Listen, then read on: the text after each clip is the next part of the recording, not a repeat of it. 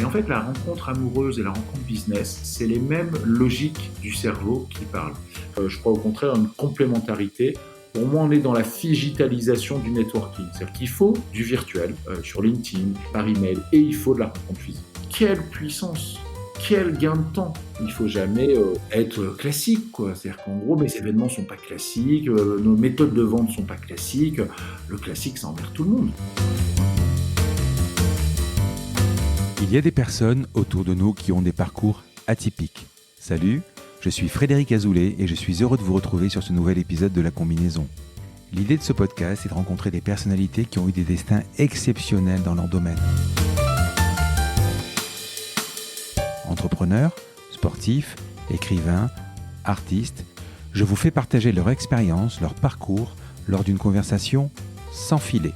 Découvrons ensemble la combinaison des événements qui ont fait leur succès. Pour être averti dès qu'un nouvel épisode est en ligne, il suffit juste de cliquer sur s'abonner dans votre application de podcast préférée.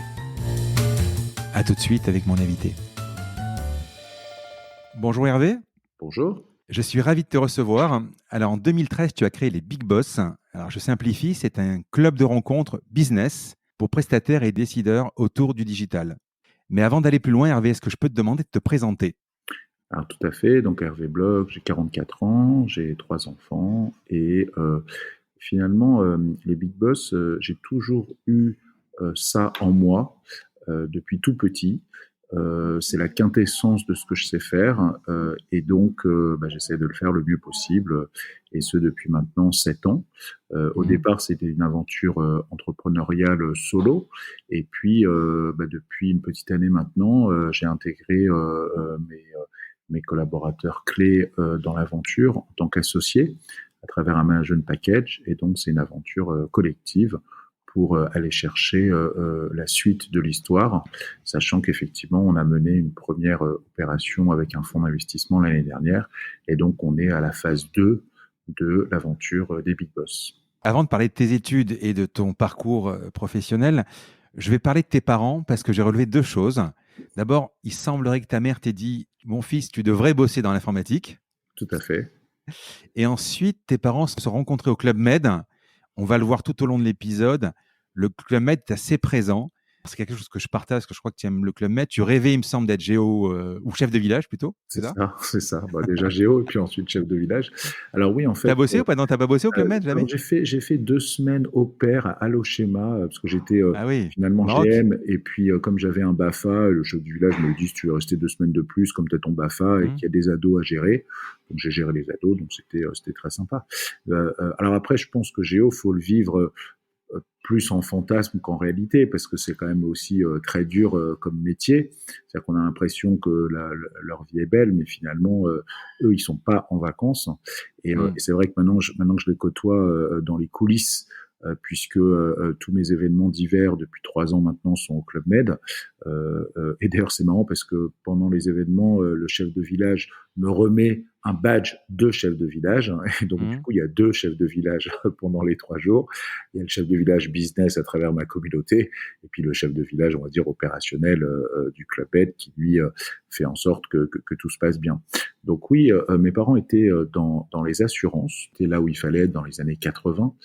Et effectivement, ma mère m'avait dit que c'était plutôt l'informatique. Elle voyait arriver l'informatique, effectivement, un boom économique, et du coup je l'ai suivi et je suis rentré chez IBM à la suite de mon école de commerce. Donc après j'ai bifurqué dans le digital qui n'existait pas encore, mais effectivement j'ai commencé ma carrière dans l'informatique, commerciale dans l'informatique. C'était IBM, donc c'est quoi, 2000, c'est ça ? Ouais, c'est ça, 99-2000. Je suis resté jusqu'en 2004. Ensuite, j'ai rejoint une start-up qui faisait de l'accessibilité numérique, donc qui permettait aux sites, notamment les sites publics, de rendre accessible leur contenu aux malvoyants et à toute autre typologie d'accessibilité. Donc j'ai fait ça pendant 2 ans, très intéressant. Donc vraiment une vie de start-upper. Je m'occupais des relations presse, de la communication, du marketing et des ventes. Donc c'est là où j'ai appris les réseaux sociaux, c'est là où j'ai appris la relation presse. Et donc ensuite en 2006, je rejoins Email Vision, gros acteur du marketing direct digital, qui m'a aussi permis de développer les logiques commerciales. Je pilotais la France, ensuite j'ai piloté la Suisse, et puis ensuite j'avais une zone qui allait de la Suisse à la Russie, en passant par les pays de l'Est. Donc grosse activité au sein d'une région européenne. Puis ensuite, comme j'ai eu mon premier enfant, j'ai voulu revenir en France. J'ai fait 6 mois directeur commercial chez Common Stay, qui était aussi dans la logique d'acquisition digitale. Et puis fort de toute cette expérience, finalement, j'ai travaillé un peu plus de 10 ans pour les autres. Eh bien, j'ai eu envie de monter ma structure. Donc, j'ai pas créé les Big Boss dans un premier temps. La structure initiale, c'était de la mise en relation business. C'était les prémices, en fait, des Big Boss, puisque les Big Boss, contrairement à ce que l'on pense, ce n'est pas de l'événementiel, c'est de la mise en relation business. La mise en relation business à travers l'événementiel. Et donc, pendant 2 ans, j'étais concentré que sur de la mise en relation business. Et en fait, je suis parti d'un constat simple. Quand je présente un prestataire A et un décideur B, il y a 30-40% de chances qu'ils aillent au bout. Si je fais un événement et que je mets 10 prestataires et 10 décideurs, j'ai 100 possibilités. Et donc c'est là où j'ai commencé à faire des speed dating dans des cafés parisiens où je mettais en relation des décideurs et des prestataires. Et puis j'ai l'idée de faire un événement plus large. Et en fait c'est mécanique. 10 x 10 ça fait 100 combinaisons de business. Au dernier événement il y avait 330 big boss et 160 sponsors, ce qui fait 50 000 combinaisons de business. Alors bien sûr, il n'y aura pas 50 000 deals signés, mais chaque big boss va repartir dans les 6 mois suivants avec 2-3 deals. Donc, ce qui fait quand même 1 millier de deals générés en 3 jours d'événementiel business. Il me semble bien que en 2008, tu pars en Suisse.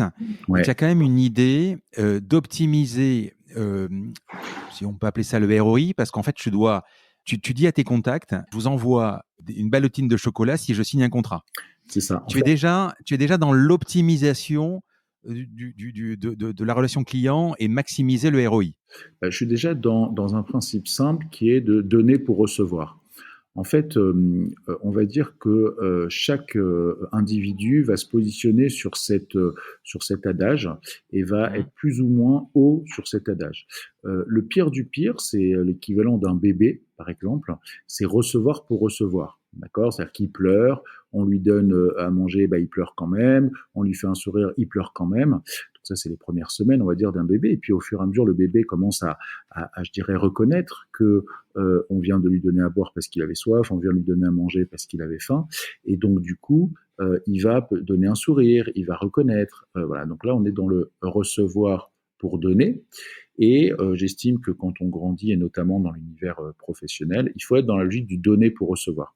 Alors, il y a encore un stade, je dirais, supérieur, c'est donner pour donner. Mais donner pour donner, c'est pas forcément évident parce qu'on ne sait pas à qui on donne en face et donc ça peut être aussi, je dirais, déséquilibré. Donc donner pour recevoir, je pense que c'est la bonne logique.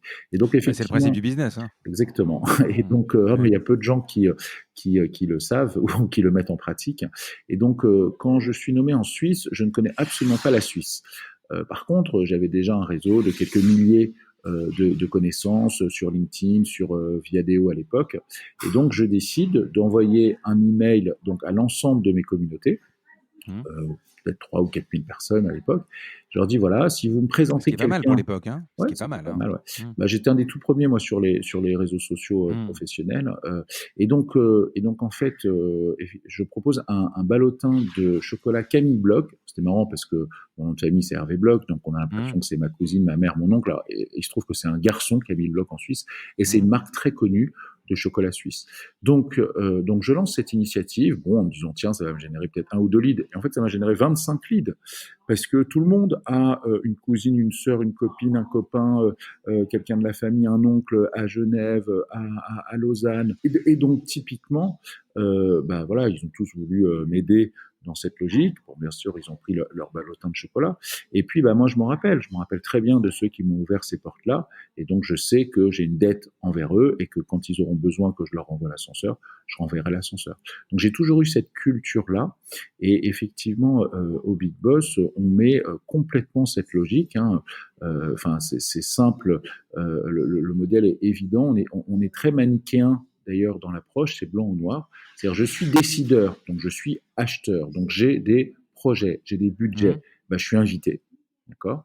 Et à l'inverse, je suis vendeur, je suis prestataire, j'ai une offre à promouvoir, et ben je suis sponsor et je paye pour participer à l'événement. D'accord. Donc l'un donne de l'argent pour recevoir des leads et l'un donne de son temps pour recevoir effectivement un du networking avec ses pairs, deux un choix de prestataire qui va permettre de faire avancer ses projets et donc finalement un networking positif, pertinent à la fois pour l'individu qui va développer ce qu'on appelle son personnel branding, et puis bien sûr l'entreprise qu'il représente, sur lequel il va pouvoir faire avancer ses sujets. Et ça, c'est le point très important parce qu'on oublie de le dire, mais en fait, un cadre ou un décideur en entreprise, il va avancer parce qu'il fait les bons choix de prestataires.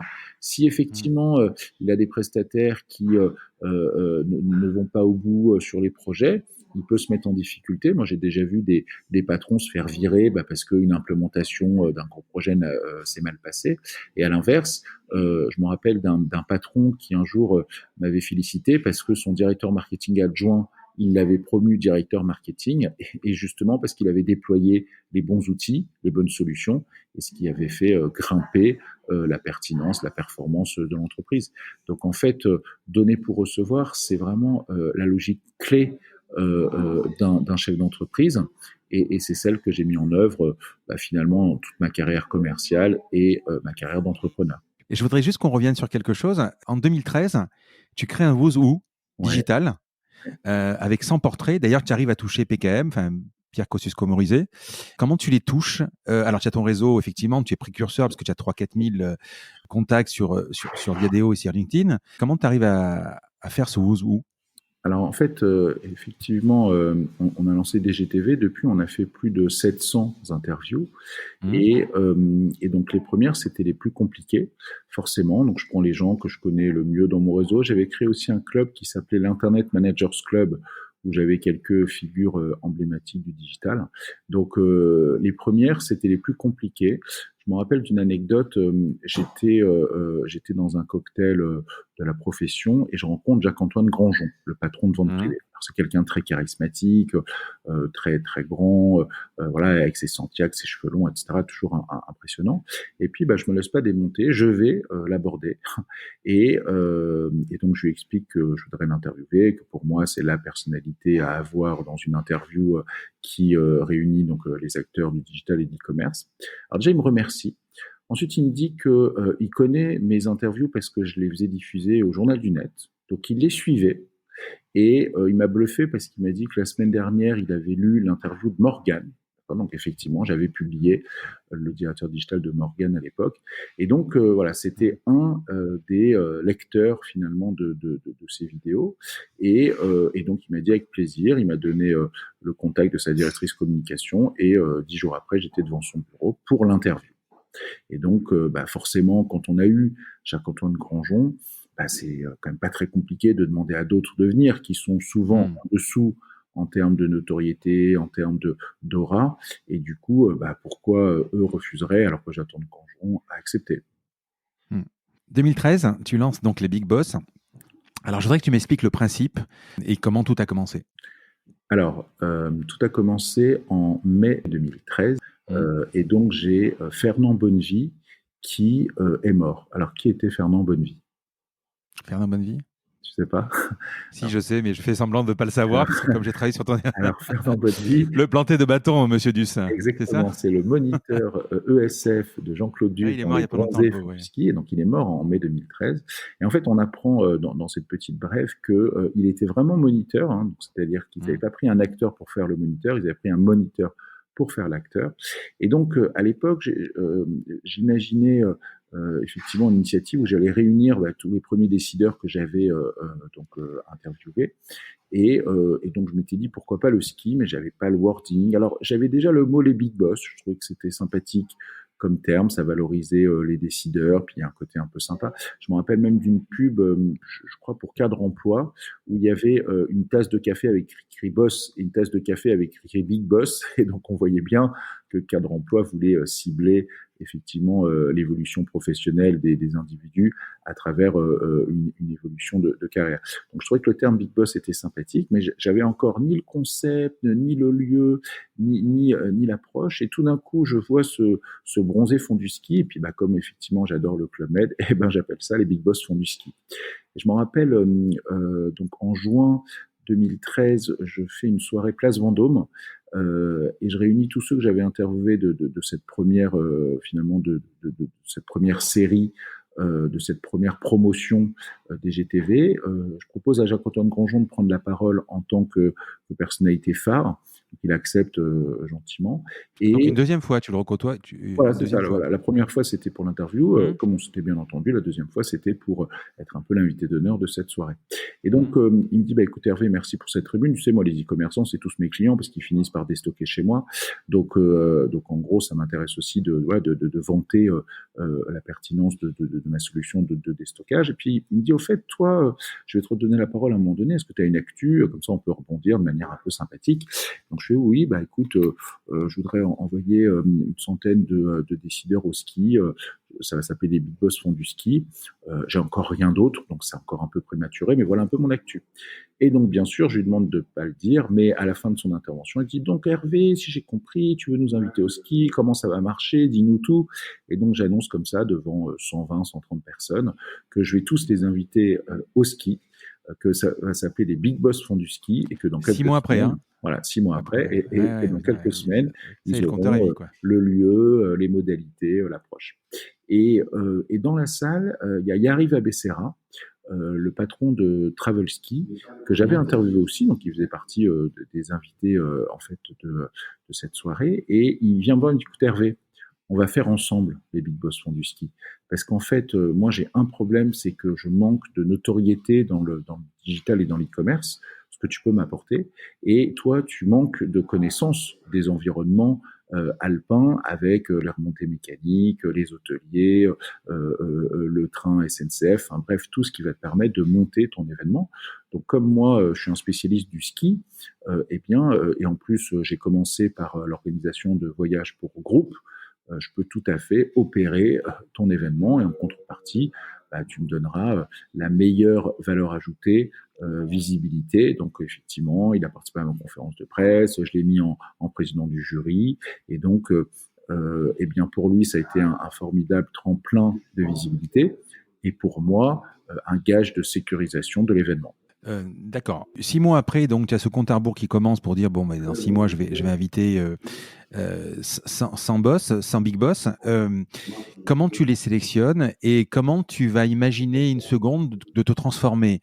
Alors même si Travel Ski t'aide, tu dois te transformer en agence de voyage, en tour opérateur, en animateur, en chef de village et comment on appelle ça, architecture, après les relations entre elles, en business relation, quoi. Je sais pas comment on peut Alors, en l'expliquer. fait, Il effectivement, y a plein de métiers dans ton alors, truc quand même, hein. non seulement je faisais tout ça, mais en plus, j'avais pas encore un salarié, j'avais juste une Mmh. freelance qui m'aidait. Et donc en fait, il faut beaucoup d'énergie Mmh. faut beaucoup d'envie, beaucoup de rage, de hargne. Et Et puis la donc première est déterminante, et hein. la première est déterminante. Mmh. Alors, il y a eu plein d'erreurs dans cette Mmh. première, mais en fait, elle a marché. Alors, Mmh. c'est marrant parce que tous s'accordent à dire quand est-ce que l'événement a été réussi, à quel moment précis de l'événement il s'est passé quelque chose. Et en fait, c'est assez surprenant parce que c'est pas du tout là où on avait concentré les efforts. En fait, juste après le ski, donc le samedi après-midi, on a organisé dans le chalet qu'on avait privatisé. On avait privatisé en fait tout un hôtel, le Mercure Belle Plagne, et en fait dans ce chalet hôtel, on a mis des petites fontaines des petites fontaines de chocolat avec des brochettes de bonbons. D'accord. Et Mmh. donc on était dans un moment qui est très chill, très lounge. Donc les gens viennent de skier, ils ont passé une super journée de ski, et là ils se retrouvent assis à côté d'autres décideurs et puis bien sûr aussi des prestataires, hein, puisqu'il fallait bien monétiser tout ça. Et en fait, c'est là que ça a pris. C'est-à-dire que les gens m'ont dit, mais Hervé, tu as fait un truc incroyable. Tu nous as réunis dans un moment qui est unique, hors du temps, hors de nos zones de confort respectives. Et donc là, c'est pas un décideur qui écoute un vendeur, c'est deux humains passionnés de digital qui échangent après avoir fait une journée de ski. Et donc, il s'est passé quelque chose de précis à ce moment-là.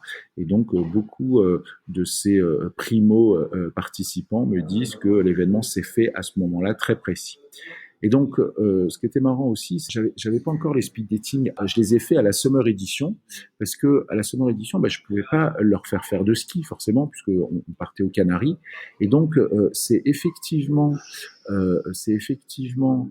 l'idée de refaire un événement l'été qui a poussé les datings parce qu'on ne savait pas quoi leur faire faire. C'est-à-dire que à la fin de la winter, d'ailleurs même c'était le samedi soir, j'ai des big boss qui me coincent dans les couloirs, hein, qui me disent Hervé, c'est génial ce que tu as fait, bravo. On a réfléchi entre nous, on voudrait que tu fasses une version été, et ils me choisissent une destination un peu festive, on va dire, Ibiza. Donc je leur dis oui pour l'événement été, mais absolument non pour Ibiza, parce que effectivement ce que j'avais compris, c'est que l'événement, il faut que l'ambiance, elle se crée à partir des participants et surtout pas dans une destination courue.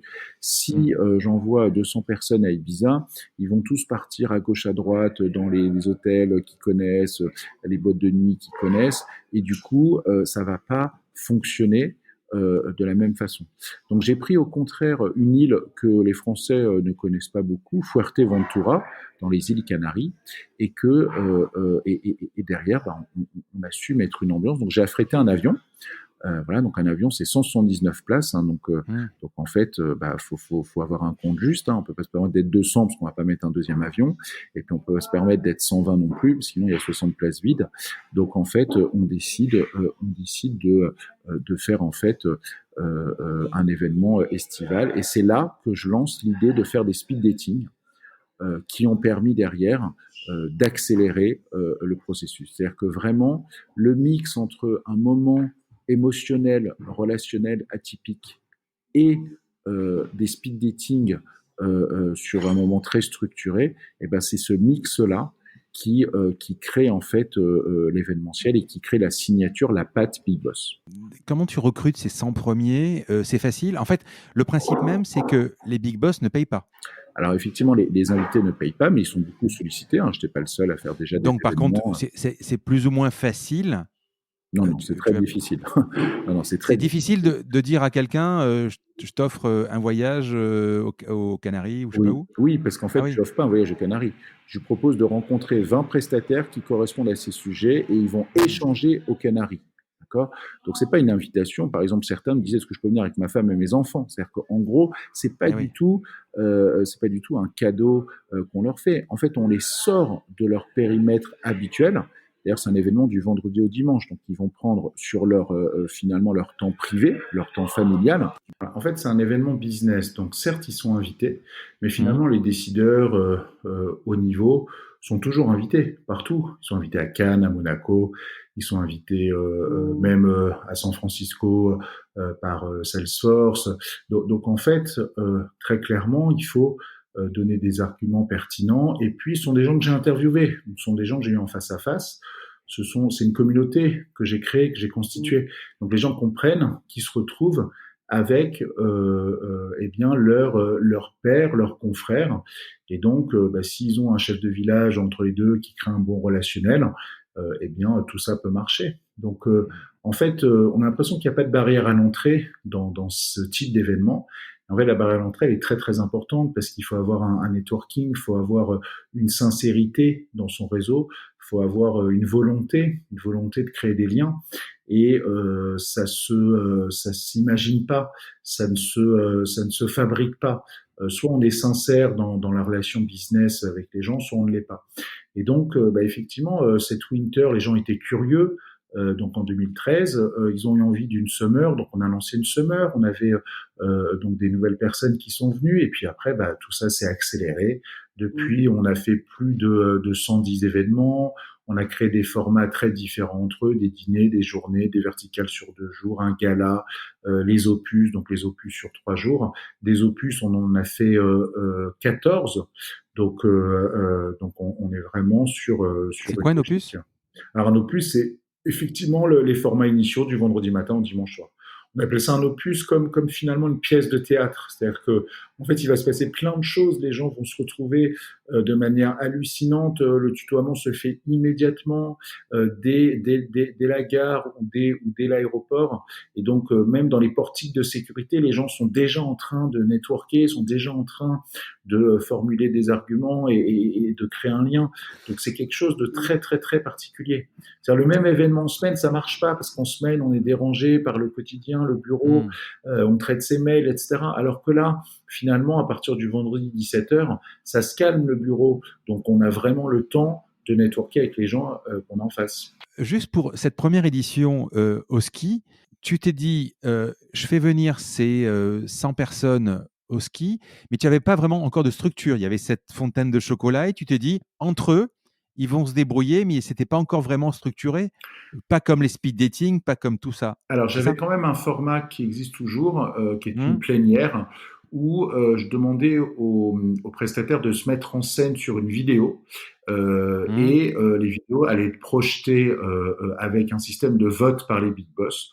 Donc, il y avait Mmh. déjà quand même une logique où les prestataires pouvaient valoriser leur offre à travers une vidéo. Alors, c'était des vidéos décalées, hein. Je leur demandais vraiment de faire des parodies de films. Je me rappelle, certains ont fait Star Wars, d'autres Retour vers le futur, d'autres une parodie de la petite série Bref sur Canal+. Mmh. Et donc, l'idée, c'était de se présenter de manière atypique en vue de recevoir des suffrages de décideurs qui allaient voter favorablement pour la vidéo. Donc, on avait une capacité à générer des leads. Maintenant, trouver une vidéo plaisante ne fait pas forcément une opportunité commerciale. Mmh. Donc, finalement, il s'est fait plus de business sur la fontaine à chocolat que pendant la plénière avec les vidéos. Mais que ce soit l'une ou l'autre, il manquait quand même ce fameux temps de speed dating. Moi, quand je suis sorti de mon école de commerce, avant IBM, fin des années 90, j'ai une copine qui me dit: Hervé, je monte une agence de speed dating, c'est un nouveau concept à la mode. Est-ce que tu veux être animateur? Alors je dis: bah attends, comment ça marche? Non, mais c'est juste le soir, après ton boulot, pendant 3-4 heures, je t'envoie dans un bar branché à Bastille. Il va y avoir une quinzaine de filles, il va falloir que tu leur expliques, que tu les rassures, que tu les aides à voter. Et puis il y a une animatrice qui, elle, va gérer en fait les hommes. Et donc vous allez à deux, voilà, faire en sorte que la soirée se passe bien et qu'il y ait des matchings entre les hommes et les femmes. Et donc j'ai beaucoup observé, j'avais un gong, un tout petit gong, hein, par rapport au gong que j'ai aujourd'hui, parce qu'on était Mmh. 35 personnes maximum. On était en général dans un étage, voilà, d'un bar branché à Bastille souvent. Et donc j'ai beaucoup observé. Et en fait, la rencontre amoureuse et la rencontre business, c'est les mêmes logiques du cerveau qui parlent. C'est en général, finalement, nos trois cerveaux qui coexistent, hein. Le cerveau gauche, qui est le cerveau cartésien, mathématique, logique. Donc voilà, la femme, elle va voir si effectivement le monsieur en face, il a fait des études, si le monsieur en face, il pourrait plaire à ses parents, etc.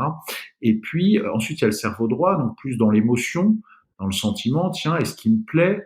Est-ce que je suis attiré? Et puis enfin, le dernier cerveau qui est encore plus complexe, c'est ce qu'on appelle le cerveau reptilien. C'est celui où on va être vraiment sur les phases ultimes, la peur, la joie, l'amour, vraiment donc les choses qui sont très profondes que les publicitaires utilisent beaucoup. Quand par exemple ils mettent des bébés pour vendre de l'eau, ben, on est dans l'inconscient collectif, on est dans le cerveau reptilien. Quand on met, je me rappelle d'une pub de voiture qui pourrait plus jamais passer aujourd'hui. C'était donc un homme, quarantaine, beau gosse, dans une belle voiture, et tout d'un coup, on voit une femme traverser dans la rue, et le slogan, c'est: il a la voiture, il aura la femme. Bon, ça, je pense que ça marcherait plus du tout 15-20 ans après, mais Ouais. voilà, on est encore sur le cerveau reptilien, voilà, en disant, bah, si tu as une belle voiture, tu vas pouvoir séduire la belle femme. Voilà, donc en gros, tout ça pour dire que la rencontre amoureuse, surtout en 7 minutes, hein, on a juste le temps, voilà, de valider un peu de cerveau gauche, un peu de cerveau droit, un peu de cerveau reptilien, et puis ben, on doit immédiatement donner une réponse: je veux le revoir ou je veux pas le revoir. Bah, j'ai adapté ce format au business. Donc, avant de lancer les Big Boss dans les 2 années entre le début de ma société et le premier Big Boss, j'ai fait des speed dating pareil dans des bars brancheurs. Moi, j'avais pris un bar à champagne dans le quartier des Ternes et j'avais réuni 10 prestataires, 10 annonceurs. Et bah, finalement, c'est la même chose. C'est la même chose. C'est-à-dire qu'un décideur, on va dire que le décideur, si on résume, c'est la femme et le prestataire, c'est l'homme. D'accord? Donc, l'homme doit séduire la femme. Même principe que dans la rencontre amoureuse. Et donc, c'est comme des damoiseaux qui viennent s'enchaîner toutes les 7 minutes en vue d'une princesse qui va choisir son chevalier. Et donc, bah, finalement, en 7 minutes, on n'a bien sûr pas le temps de présenter toute son offre. Il faut juste accrocher, il faut avoir préparé. Et donc, bah, au bout de 7 minutes, le décideur, il sait s'il a envie d'aller plus loin ou si ça s'arrête là. Alors, aller plus loin, ça ne veut pas dire forcément signer, mais ça veut dire déjà avoir validé une première étape et ensuite construire un relationnel pour les étapes suivantes. Mais ce qu'il y a de bien aussi, c'est que c'est décomplexé. C'est-à-dire que, enfin, moi, je fais beaucoup de réseaux. Tu vas dans des forums ou dans des réunions d'union patronale. C'est décomplexé parce que je sors pas directement ma carte de visite et puis je vais pas dire je suis imprimeur ou je suis ceci. Et voilà, si on veut bosser, on discute et puis après ça se fait pas. Vous savez pourquoi vous êtes là. C'est ça. Voilà, vous savez pourquoi vous êtes là. Il faut être efficace et puis si chacun va sur la pointe des pieds.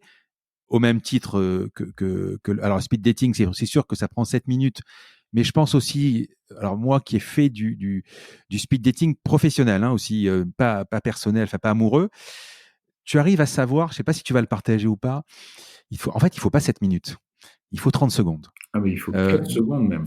Ouais, Non, mais voilà. c'est sûr. En fait, les 7 minutes, c'est uniquement, moi je le vois Pour même aller en plus loin. entretien, par Ouais. exemple. J'ai 40 collaborateurs, j'ai Mmh. tous eu au moins 5 minutes en entretien pour les profils les plus récents avec mes équipes qui les avaient choisis, d'accord? Et moi, je sais très très vite, vraiment les 2 premières secondes, je sais si j'ai envie. Et d'ailleurs, c'est marrant parce qu'on est Mmh. dans un gros open space. Moi, je suis au bout de l'open space. Et des fois, je vois des candidats. Et puis, ils arrivent un peu plus tôt, ou alors mes équipes sont en retard pour démarrer l'entretien. Et juste en les observant 5 minutes, je sais si on va les prendre ou non. Et d'ailleurs, ça m'est déjà arrivé de voir une personne très renfermée, voilà, qui était pas curieuse de son environnement. J'avais pas envie. Et alors, quand je voyais que l'entretien durait 3/4 d'heure, 1 heure, j'étais là, ah, ils font fausse route, ça va pas marcher. Au bout d'1 heure, ils me disent non, mais bon, je pense que ça va pas marcher. Alors que moi, je l'avais vu en 5 minutes. Et d'ailleurs, eux aussi devraient le voir en 5 minutes. Et quand on est convaincu, bah, faut ensuite se laisser convaincre sur les hard skills, les soft skills, etc.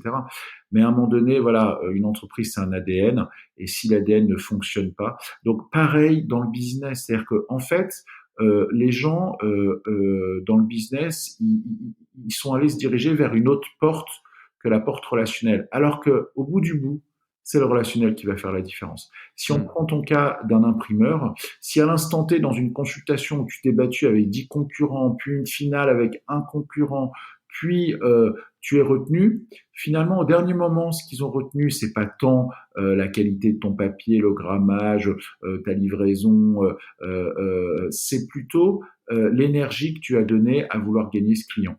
Et donc voilà, en fait, souvent le relationnel, il passe à la fin. Nous, on fait l'inverse. On considère que dans une approche business, on fait en sorte que les gens qui devaient se rencontrer se rencontrent. Hein. Celui qui coche, j'ai besoin d'un imprimeur et un imprimeur, eh ben, ils ont intérêt à se rencontrer. Et ils ont intérêt à créer un lien. Si ce lien, il marche pas, si en 7 minutes, ils n'ont pas créé un lien, de toute façon, ils n'auront pas envie de bosser ensemble. Enfin, en tout cas, le décideur n'aura pas envie de le retenir. Donc, autant passer à autre chose et se concentrer sur un autre client. Donc, en fait... je suis d'accord, c'est quand même le 80-20. Dans une majorité des cas, effectivement, en 2 secondes ou 2 minutes, tu arrives à te faire l'opinion sur quelqu'un. On te dit souvent aussi, alors en recrutement particulièrement, quand il y a un doute, il n'y a pas de doute. Bon, d'accord. Mais moi, ça m'est arrivé d'infléchir, de me dire, finalement, tu peux avoir des gens qui mettent du temps à commencer, qui ne montrent pas leur bon côté immédiatement. Ça peut prendre un peu de temps. Mais de toute façon, 7 minutes, à un moment, aussi les gens préparent. C'est-à-dire que quand tu vas faire un speed dating, tu sais plus ou moins ce que tu vas dire aussi. Et si t'es pas bon, quoi. Voilà. Et d'ailleurs, nous, on le voit, hein, on a des décideurs qui nous remontent des feedbacks, qui disent qu'il y a un vrai différentiel entre le prestataire qui va en mode one again sans rien préparer et celui qui a préparé, qui a même préparé une soutenance avec des slides qu'il peut présenter avec le logo de la société, etc. Enfin, tu sens qu'il y en a qui bossent et il y en a qui bossent pas.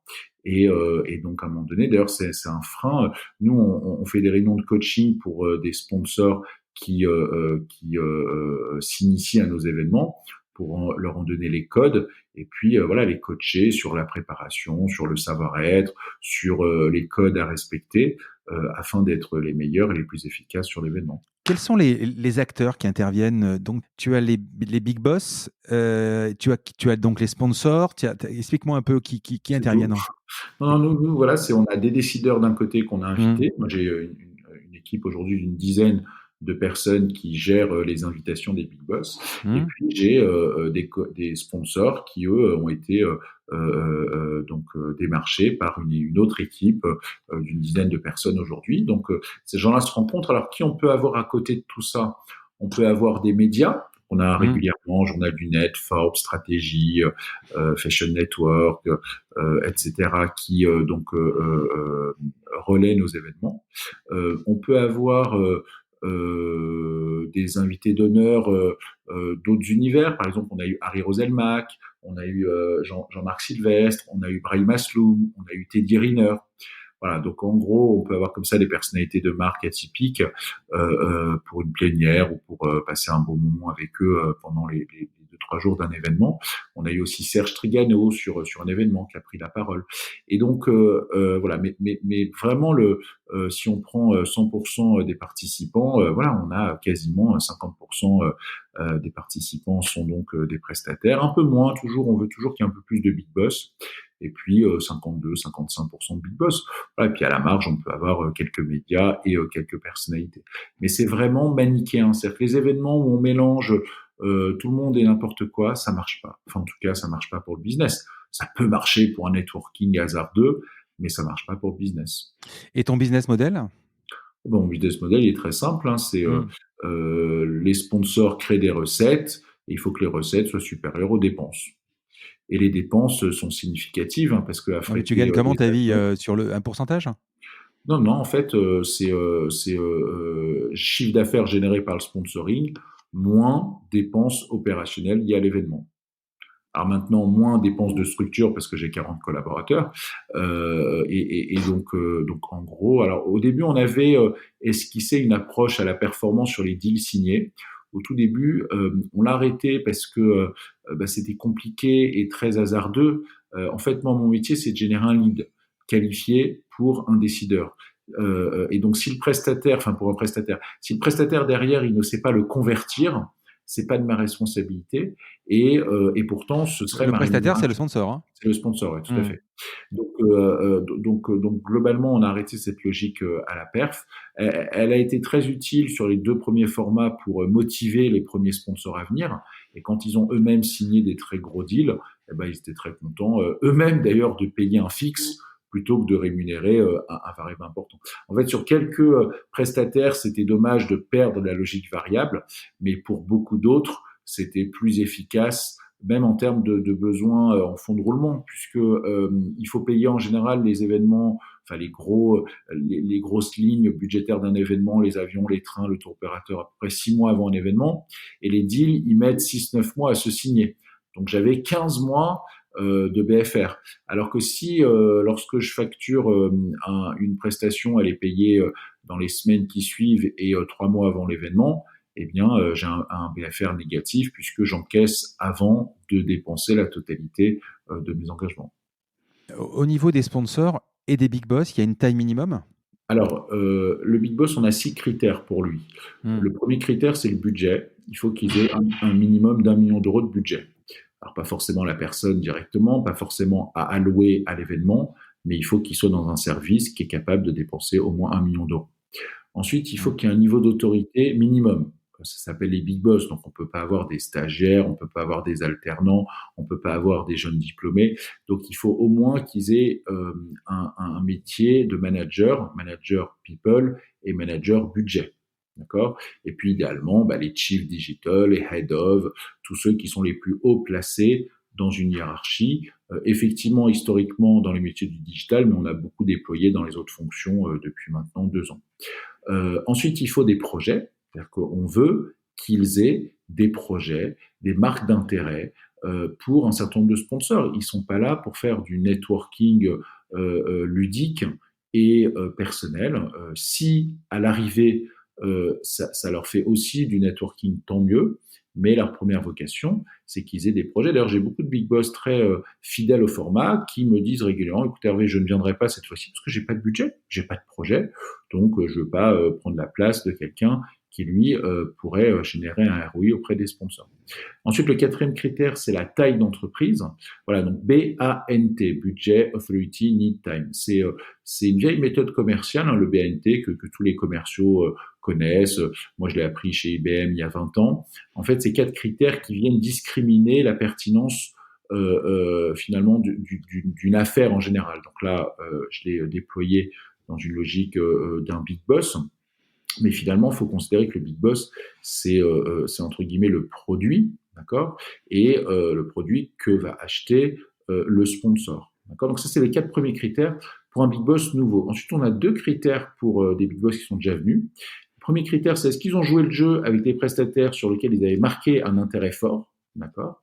Donc après les datings, en fait, les big boss disent, ok, je veux un rendez-vous avec ce prestataire parce que ce rendez-vous a eu lieu. Et enfin, 6e critère, est-ce qu'ils ont signé? Et quand on dit est-ce qu'ils ont signé, ils doivent déclarer avec qui ils ont signé, quel montant, et nous on vérifie auprès des prestataires. Et là, les prestataires peuvent nous dire il se fout de ta gueule, c'était un client avant qu'on se revoie au Big Boss. Donc là, c'est un Big Boss qui n'a pas signé et qui fait croire qu'il a signé. Donc là, il est blacklisté. Soit c'est un deal signé et tout le monde est très content, soit c'est un deal en cours et le prestataire vient nous confirmer que le Big Boss a parfaitement joué le jeu suite à l'événement, que peut-être le deal ne se fera pas, ça c'est la vie des affaires, mais en tout cas qu'on a eu un Big Boss qui a été respectueux de l'événement et des sollicitations qu'il a eues post-événement. Donc typiquement, ces 6 critères valident la pertinence pour un Big Boss qui est déjà venu, donc de reparticiper à nouveau. Et puis pour les nouveaux, on va d'abord valider les 4 premiers critères avant bien sûr de vérifier dans un second temps s'ils ont joué le jeu et s'ils ont signé. Donc c'est très structuré. C'est-à-dire que si on accepte tout le monde, ça marche pas. Si on n'a pas de règles, ça marche pas. Et en face, côté prestataire, il faut des prestataires qui ont des paniers moyens élevés. Aucun intérêt de prendre un prestataire qui signe des projets à 250 € parce qu'il n'aura pas de ROI.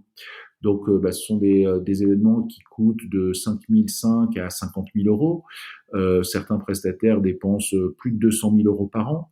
Donc, tous ces gens-là, il faut qu'ils aient quand même des deals significatifs à signer. Parce que si c'est pour signer des deals de 3 000 €, ils vont jamais trouver un ROI. L'enjeu, en termes de ROI, c'est entre x3 et x7. C'est ce que me disent les prestataires. C'est-à-dire qu'ils ont mis 100 000 €, ils repartent avec 300 000, ils sont contents. Ils ont mis 100 000 €, ils repartent avec 700 000, ils sont très contents. Et puis, certains franchissent même un ROI à x10, d'autres sont un peu en dessous, mais continuent à venir quand même parce que ça les intéresse d'aller générer leurs premiers clients, en vue ensuite de les dédupliquer et d'industrialiser le modèle. Voilà, donc on a aujourd'hui une communauté d'à peu près 400 sponsors actifs qui ont déjà fait au moins un événement sur les 2 dernières années. Et de ces 400-là, une centaine pèsent 50% de l'activité.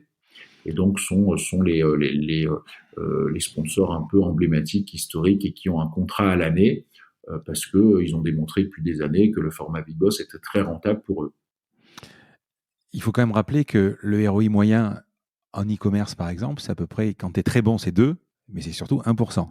Donc, ça veut dire que vous multipliez par 3, 5 ou 10 le ROI, quoi. En fait, je vais donner un exemple autour de la conversion.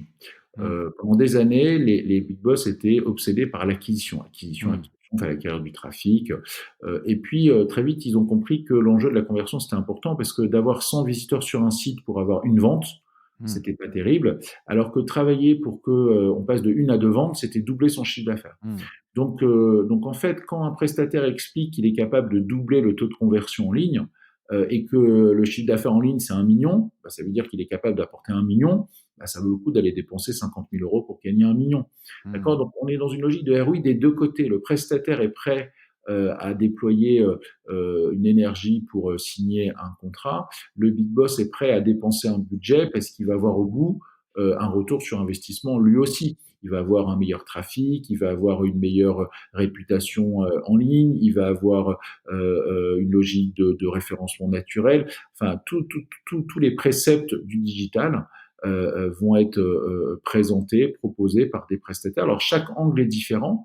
Je vais vous donner un exemple. On a Onet, qui est une solution de financement 3 fois, 4 fois sans frais pour des e-commerçants. Il se positionne pas comme un acteur de paiement, il se positionne comme un acteur de conversion. Parce que optimiser des financements sur des paniers moyens élevés, ça permet d'augmenter le panier d'un cyberacheteur et surtout d'augmenter la conversion.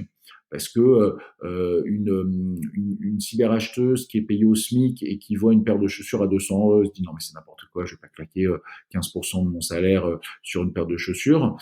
Si on lui dit tiens tu payes 50 euros par mois pendant 4 mois, bon, là elle peut peut-être plus l'envisager et du coup on va augmenter la conversion.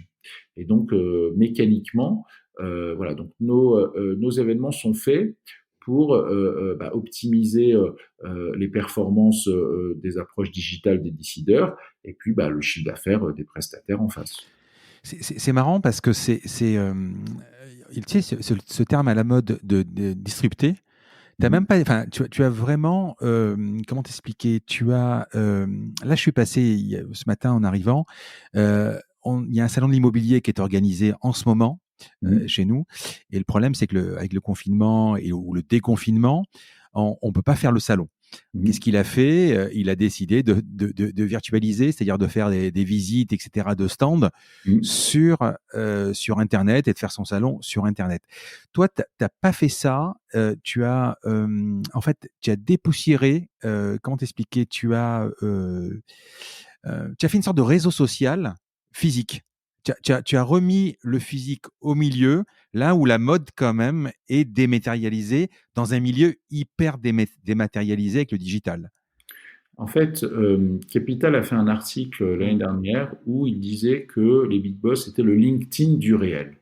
Ouais. Et j'aime bien cette comparaison. Alors, elle est très flatteuse, hein, mais effectivement, on passe tous aller au minimum un quart d'heure par jour sur LinkedIn. Et finalement, on voit pas les gens. On est très fiers d'avoir 500, 1000, 1500, 1000 connexions. Mais quand on les voit en vrai, il y a une puissance. Nous, là, on organise à la fin du mois les Summer On-End Meetings. D'accord, donc un événement où on va digitaliser nos rendez-vous d'affaires. Alors, c'est sûr que déjà, c'est pas les mêmes big boss qu'on a. C'est des big boss différents. On en a peut-être qui n'ont pas envie de se rendre dans des événements physiques parce qu'ils sont trop dans la hiérarchie, parce qu'ils n'ont pas envie, parce qu'ils privilégient leur vie de famille, etc. Donc, on se rend compte que sur les 100 big boss qu'on a qualifiés pour ce format, eh bien, on a une cinquantaine qu'on connaissait pas du tout. Et puis, on a aussi une cinquantaine d'habitués. Et donc, eh bien, on va digitaliser le rendez-vous d'affaires, mais on n'aura fait que la moitié du travail. C'est-à-dire que, d'ailleurs, les partenaires me le disent sur les événements, 50% du business, c'est le dating, d'accord, 50% et puis 50%, c'est tout ce qui est autour du dating. C'est la piscine, c'est le ski, c'est l'avion, c'est le déj, c'est le petit déj, c'est la soirée, c'est la boîte de nuit, c'est l'after, et donc voilà. Donc bien sûr, 50% du temps, c'est quand même les 4 heures de dating, 50% de la pertinence, on va dire. Et donc voilà. Donc là, avec les Summer On-End Meetings, je vais répondre à ces 50% de dating, effectivement, au lieu d'avoir la personne en face, on l'aura face à un écran, comme on est en train de faire là. Voilà, globalement, on a quand même un échange relationnel. Par contre, une fois que l'écran sera coupé, je reverrai plus la personne. Donc, ça va manquer la partie relationnelle. Donc voilà, donc pour moi, les événements physiques, c'est vraiment les deux. C'est un matchmaking business avec des rencontres structurées et du relationnel. Via le online, là, on n'a pas eu le choix, puisque nous, depuis début mars, on ne peut plus faire d'événements. Je crois que le dernier événement qu'on a fait, c'était un dîner le 10 mars, d'accord. Les gens ont été confinés à partir du 15 mars, mais le confinement événementiel a démarré plus tôt, et d'ailleurs, le déconfinement finira plus tard pour l'événementiel. Donc nous, on a été interdit de faire nos événements pendant 3 mois. Eh bien, on a gentiment digitalisé notre savoir-faire de mise en relation business. D'ailleurs, à la fin des datings, on va faire un e-cocktail, d'accord, avec des salles virtuelles, des écrans. Voilà, on va finalement fêter ce premier événement, je dirais, digitalisé. Bon, il y aura une petite amertume quand même parce que voilà, on a tous fait là récemment des apéros visio avec ses copains. c'est quand même pas la même chose, quoi. On est Ouais, content non. de les voir, on est content de voir passer les enfants, de rigoler un peu avec eux. Mais bon, on se sert son champagne juste avec son conjoint et en face, on sait même pas quel champagne ils ont. Enfin voilà. Donc on va essayer de simuler un e-cocktail avec des échanges un peu sympathiques, mais c'est pas un cocktail. On va faire des rendez-vous virtuels, mais c'est pas des rendez-vous physiques. Donc voilà, donc nous, l'idée, c'est absolument pas de pivoter. Hein. Bon, bien sûr, si jamais le confinement revenait et que on avait crise sur crise, pandémie sur pandémie, bon, déjà, je pense qu'on serait tous écroulés. Mais bon, là, on transformerait notre métier en 100% digital. Et moi, j'y crois pas du tout. Et je crois au contraire à une complémentarité. Pour moi, on est dans la digitalisation du networking. C'est-à-dire qu'il faut du virtuel Mmh. sur LinkedIn, il faut du virtuel par email et il faut de la rencontre physique. Tu as des concurrents? Plein, j'en ai Ah plein. oui? J'en ai plein qui d'ailleurs au début crachaient sur les big boss en disant que ça allait jamais tenir et maintenant systématiquement s'inspirent de tout un tas de petites Mmh. idées pertinentes.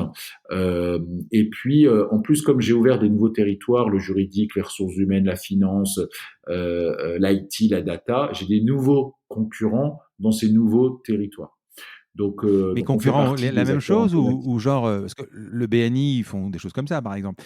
Des concurrents la même Non, non, chose non, non, exactement? je compte pas le BNI dans mes concurrents. On va Mmh. dire que les clubs de networking ne sont pas mes concurrents. Mmh. Les salonniers qui font des salons physiques, comme on les voit avec des stands, ne sont pas mes concurrents. Non, les concurrents, c'est ceux qui sont dans ce qu'on appelle le congrès, d'accord? C'est-à-dire qu'on prend les gens, on les emmène à Cannes, à Monaco, à Cabourg, à Deauville, et on interagit avec eux en vue de faire du business à des prestataires et à des décideurs. Donc ça, ce sont mes concurrents. Et donc, bah, alors, l'avantage, c'est que la plupart de ces concurrents sont eux-mêmes des organisateurs de salons. Donc, ils ont beaucoup souffert là sur les derniers mois parce que non seulement ils devaient annuler les événements qui étaient proches de mes territoires, mais ils devaient aussi annuler des événements beaucoup plus gros. Et donc, bah voilà, nous, on est sur un créneau qui est le 50-500 participants. Alors, on peut être un petit peu moins de 50 sur un dîner, un petit peu plus de 500 sur un gros événement, mais notre créneau, on va dire, c'est le 50-500. C'est celui qui est le plus simple à redéployer. Quand on a un seul événement avec 20 000 personnes, c'est compliqué de changer de date. Vivatech, ils ont annulé.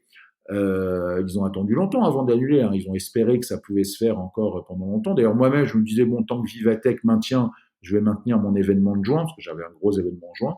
Et puis, bon, bah, quand Vivatech a annulé, j'ai quand même considéré que ça devenait compliqué aussi pour mon événement à moi. Et donc, je l'ai annulé. Mais finalement, je l'ai reporté. Moi, j'ai un événement principal en juin, la Summer Edition, un événement principal à la Winter Edition. Alors certes, les gens qui devaient faire les deux, bah, je peux pas leur dire de venir à 10 sur la Winter Edition, ça marche pas. Mais en tout cas, on a pu déployer, allez, 70% du chiffre d'affaires qu'on a perdu sur d'autres événements. Donc typiquement, des concurrents, on en a plein. Ça nous a jamais fait peur. Au contraire, hein, bah, certains concurrents ont déjà ouvert la voie sur le sujet des congrès. Et donc à nous de le faire avec sincérité, avec énergie, pour prendre des parts de marché sur des métiers nouveaux et pour garder nos parts de marché sur des métiers historiques. Au niveau des événements, quand tu fais, par exemple, 3 jours d'événements, quelque part, de séjour, tu mets le speed dating au tout début, le 1er soir pour pouvoir enclencher les relations? Ouais, dès le premier après-midi, hein, sur un Ah événement oui. vendredi matin, dimanche soir, on arrive en général vers midi, on déjeune et boum, speed dating. D'ailleurs, sur tous nos événements, on commence par un speed dating en Ouais, permanence. et sur 100 personnes, combien, en 7 minutes, ça va durer, je sais pas, 3-4 heures. Je vais rencontrer combien de personnes en 7 minutes? Un prestataire va Une vingtaine, rencontrer trentaine? entre 15 et 25 Mmh. décideurs en fonction du nombre de représentants. Puisqu'en fait, s'il a qu'un seul représentant, il peut faire qu'un seul planning en même temps. Mmh. S'il a deux représentants, deux personnes peuvent rencontrer des décideurs différents au même moment. D'accord? Donc, on est allé jusqu'à 60, voire 80 rendez-vous pour des prestataires qui envoyaient 3, 4, voire 5 commerciaux. Mmh. C'est beaucoup, c'est beaucoup. Je pense que et puis à un moment donné, autant cibler les meilleurs. C'est-à-dire qu'on est dans un matchmaking qui est bidirectionnel. Le big boss choisit des prestats, le prestat valide les big boss. et ensuite le prestat demande à des big boss qui ne l'avaient pas choisi et le big boss va valider à l'arrivée. D'accord. Donc on est dans un process qui est très consenti et qui permet d'avoir des rendez-vous très qualifiés. Prenons un exemple concret. Je suis dans l'e-commerce. Alors, par Mmh. exemple, je cherche, je sais pas moi, une agence de création, une agence de performance, une agence par exemple, de SEO. Tu vas m'en présenter. Il y a un matchmaking donc qui est fait avant. Donc, je pense que tu dois Mmh. faire un pré-travail Mmh. avant la rencontre. Mais est-ce que tu vas me présenter une seule agence de SEO? Tu peux m'en présenter 3, ou c'est moi qui te dis comment ça fonctionne? Ouais, c'est à toi de choisir, c'est-à-dire que en fait, chaque prestat, je lui demande de rédiger un claim de son offre. Mhm. Donc, par exemple, SEO optimisé avec du brand content. D'accord. Donc, D'accord. on est dans la thématique du SEO, mais on va travailler le brand content. Ou alors SEA et social ads sur Facebook. D'accord. Donc, en fait, ils vont déterminer, donc les prestataires, des propositions de valeur. Ces propositions de valeur, je vais les soumettre au Big Boss. Donc, toi, Big Boss, tu as un sujet SEO, bah, tu vas voir quels sont les claims autour du SEO et tu vas choisir ceux qui t'inspirent le plus. Donc effectivement, certains prestataires préfèrent voir 3 concurrents pour un même sujet, comme ça ils se font déjà leur consultation. D'autres se disent, moi j'ai 10 sujets, je préfère voir le claim le plus pertinent pour moi et avoir 10 sujets différents. Donc en gros, en moyenne, un big boss va rencontrer aller entre 10 et 15 prestataires, et puis un prestataire, comme je disais, va rencontrer entre 15 et 25 big boss, suivant le nombre de représentants. Donc, donc en fait, nous, on n'impose rien. C'est-à-dire que il faut surtout pas dire ah bah tiens tes prestataires t'as payé, tu vas rencontrer ceux-là parce que les big boss en question ça les saoule. Si eux ils ont pas du tout envie de rencontrer ce prestataire, ils vont le faire parce que ça fait partie du modèle, mais ça les emmerde. Si au contraire on leur dit tiens t'es invité, tu choisis les prestataires que tu veux rencontrer en fonction de leur proposition de valeur et t'en as certains qui peuvent te solliciter et t'as le droit de dire oui et à ce moment-là on les rajoute dans le planning ou t'as le droit de dire non, bah, finalement personne n'a de crainte. Et finalement, mettre rouge, donc smiley rouge à un prestataire au bout de 7 minutes, bah, c'est la vie des affaires. Et au contraire, mettre un smiley vert, bah, ils ont 2 jours ensuite pour sympathiser les verts. Et c'est ça la clé. Donc oui, il faut que les datings soient en début d'événement pour que la partie relationnelle match uniquement auprès de ceux qui déjà ont matché d'un point de vue business. Aucun intérêt de sympathiser avec un rouge. Parce que peut-être qu'on s'en fait un pote dans la vie, mais bon, s'il a mis rouge, pas de raison que ça devienne vert parce qu'ils ont rigolé en soirée ensemble. Alors que si on se dit, bon, bah, tiens, le rouge, il avait l'air sympa, mais bon, ça matche pas, ça matche pas. Par contre, je vais me concentrer sur mes verts et mes oranges.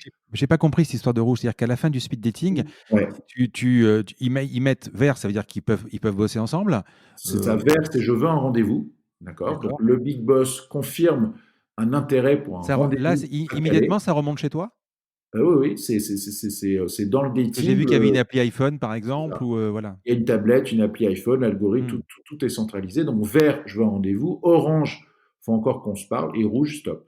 D'accord. Donc un rouge a pas du tout, enfin un prestat. Donc dès la fin des datings, c'est comme des bulletins de notes. Ils reçoivent leur vert, leur orange, leur rouge. On dit tiens, tu viens de voir le directeur digital d'Air France, il t'a mis vert. Hmm. Tu viens de voir la directrice digitale d'SFR, elle t'a mis orange. Tu viens de voir le directeur e-commerce de Morgan, il t'a mis rouge. Ok, bon bah mec de Morgan, si je le vois au petit déj, je vais lui dire bonjour. Bon, enfin bon, je vais plutôt me concentrer sur le mec d'Air Ouais. France qui a Ce envie qui, de me ce qui te revoir. permet également, c'est que si le prestataire a du rouge, tu te dis, il y a un problème, il est trop cher, il veut, Ben, en tout cas, ou un il est pas prestataire bon, qui a ou beaucoup alors il y a de quelque rouge, chose. il n'est pas bon. Hmm. Ou alors ils ont envoyé les mauvais commerciaux. Hmm. Et un prestataire qui a beaucoup de verts, bah, c'est celui qui aura le plus de ROI, hein, parce que mécaniquement, plus il a de verts, plus il y a de rendez-vous, plus il a de rendez-vous, plus il aura de signature, plus il aura de signature, plus il aura de ROI. Tu peux me donner un peu des métriques, par exemple, chiffre d'affaires généré? Alors, En fait, tu as deux chiffres d'affaires, en fait. Tu as le tien et puis tu as celui qui est généré, en fait. ouais, alors le chiffre d'affaires généré, on a franchi les 100 millions d'euros, Ah, c'est bien. d'accord. C'est-à-dire que c'est le chiffre qui est généré par les prestataires sur des deals qu'ils ont initiés au Big Boss. Alors ce chiffre, il est toujours, enfin, il est très en dessous de la réalité concrète. Pourquoi? Parce que si je prends le chiffre d'affaires d'un prestataire sur un Big Boss à l'instant T, mettons il Hmm. a signé un deal de 30 000 euros, on sait très bien que les clients, on les garde au moins 3 ans. Ah oui. D'accord. Donc, si 100 millions, c'est le chiffre d'affaires cumulé des premiers deals sur une année, on va mécaniquement penser que la deuxième année, il y a au moins 80% de ce chiffre d'affaires qui se maintient, et puis encore 75% l'année suivante. Donc ça veut dire que on est plutôt proche des 250 millions de volume d'affaires cumulés, générés entre la première participation et finalement le cycle de vie du client entre le prestataire et le big boss. Donc nous, à travers tout ça, on a fait un peu plus de 8 millions d'euros de chiffre d'affaires l'année dernière. Et donc, on devait faire un peu plus cette année, mais là, forcément, on va faire moins puisqu'on a été empêché. Mais globalement, voilà, l'idée, c'est d'aller chercher les 10 millions prochainement, puis 15, puis 20 millions d'euros dans les années à venir. Combien vous êtes de collaborateurs? Là, je dois franchir bientôt les 40 personnes. Quel est le plus gros problème que tu as rencontré ou que tu rencontres aujourd'hui? Nous, notre Parce que tu as plaie, quand même des événements vachement différents, hein. notre plaie, Ouais, c'est les piques-assiettes. D'accord. ouais. C'est-à-dire celui qui fait croire qu'il a des projets, des budgets, pipote un peu sur son aura, sur sa fonction, et puis finalement il vient juste prendre des coupes de champagne. Alors on les découvre vite parce que nous on croit plus à ce qui est écrit sur LinkedIn, à ce qu'il nous dit dans son formulaire d'inscription. J'ai le cas récent de nous on a un comité de sélection tous les vendredis, on va filtrer les big boss sur lesquels on hésite, d'accord, et donc je m'invite régulièrement dans ce comité de sélection. Et je me rappelle de quelqu'un qui mettait responsable marketing dans son inscription et assistant marketing sur LinkedIn. Donc dans ces cas-là, on l'appelle et on lui dit, voilà, soit tu es assistant marketing et on ne peut pas te valider, soit tu es responsable marketing et on t'oblige de modifier ton LinkedIn parce que j'ai pas envie, lorsque le prestataire va préparer ses rendez-vous, qu'il dise, attends, je comprends pas, j'ai rendez-vous avec une responsable marketing, c'est écrit dans l'application, et puis quand je vais sur LinkedIn, il y a écrit assistant marketing.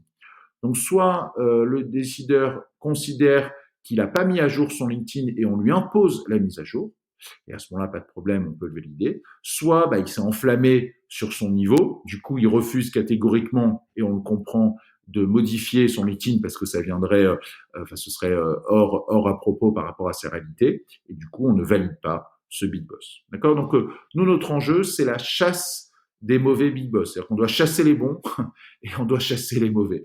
Et donc, le pic assiette, alors nous, il passe pas la deuxième fois, parce que la deuxième fois, on a des prestats qui nous disent il s'est foutu de ma gueule, il m'a mis un verre, j'ai jamais réussi à le rejoindre, ou il m'a fait courir, j'ai jamais signé.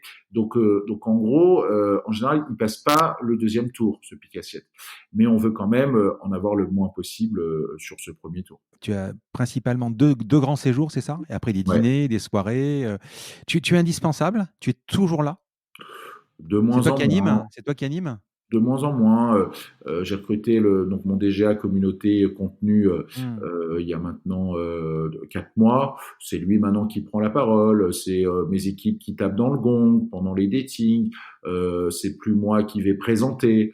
Donc voilà, donc on est dans une logique de désincarnation Mmh.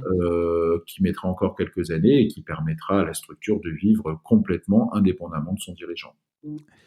Tu as une énorme expérience dans le digital. Et je voudrais qu'on parle de l'e-commerce. Donc, ça fait 7 ans que tu as monté les Big Boss. Mm. Est-ce que l'e-commerce a évolué en 7 ans, selon toi? Il évolue tous les 6 mois et c'est d'ailleurs Mmh. le principe de nos événements. C'est-à-dire qu'un décideur peut à l'instant T avoir un projet et puis Mmh. 6 mois après avoir un autre projet. Donc oui, comme je disais, on est passé d'une ère d'acquisition à une ère de conversion. Mmh. Ensuite, on est maintenant beaucoup plus dans le content, la data et le content. On va dire que faut pas opposer les deux. Faut finalement créer du content pour jouer sur l'émotion et puis valider de la data pour piloter intelligemment. Donc c'est data et content. On voit aussi beaucoup l'influence. Pas forcément la grande influence d'un joueur de foot ou d'une star de la télé-réalité qui viendrait poster un billet sponsorisé. Ça peut être aussi de la micro-influence, de la nano-influence, et donc des sujets qui, il y a quelques années, étaient très peu plébiscités, deviennent prépondérants l'année suivante. Donc oui, il y a une belle évolution. Si je prends par exemple le cas de la vidéo, la vidéo c'était un gadget il y a encore quelques années. Aujourd'hui, c'est devenu critique et il y a beaucoup de solutions pour mettre en place des vidéos, automatiser des présentations en vidéo, créer, paramétrer des vidéos à partir de SOC déjà tout réalisé. Donc voilà, donc en gros la vidéo est en plein essor, l'influence Podcast, est en hein, plein les essor, podcasts. les podcasts par exemple. Donc Mm. voilà, donc typiquement, c'est pour ça que pour un e-commerçant, c'est quand même bien de venir à ce type d'événement parce que ils ont quelques projets, mais surtout ils vont se faire une veille sur ce qui se fait, ils vont échanger avec leur père. C'est-à-dire de dire à un père, au fait, toi, tu as fait comment pour optimiser ta conversion? Tu as utilisé quelle solution, quel outil, quelle puissance, quel gain de temps. Et donc, un prestat qui est historique sur nos événements, eh bien, gagne tout de suite le lead. Ah, mais attends, c'est génial, choisis AB Testi, je suis super content. Hop, on est à 90% de chances de signer pour AB Testi juste après. Donc, il y a une puissance de feu qui est très importante. Les généralistes ont encore de la place où ça va être compliqué avec Amazon, avec Alibaba, etc. Ouais, bah en fait, bien sûr que Amazon, Jeff Bezos, c'est l'homme le plus riche du monde, même Mm. juste après son divorce. Globalement, euh, c'est sûr qu'ils font du mal, c'est sûr qu'ils ont des parts de marché très importantes, mais il y a toujours de quoi coexister. En fait, la logique importante, c'est la destination. Quand on est une cyberacheteuse et qu'on va acheter de la lingerie, on n'a pas envie d'aller sur Amazon. On n'a Mm. pas envie de voir un catalogue produit qui est exactement le même qu'on achète de la quincaillerie, de la lingerie ou du vin. Alors qu'un site dans un univers bien trempé, bien girly de lingerie, ça peut voilà donner envie. Alors oui, à un moment donné, il y aura la question du prix.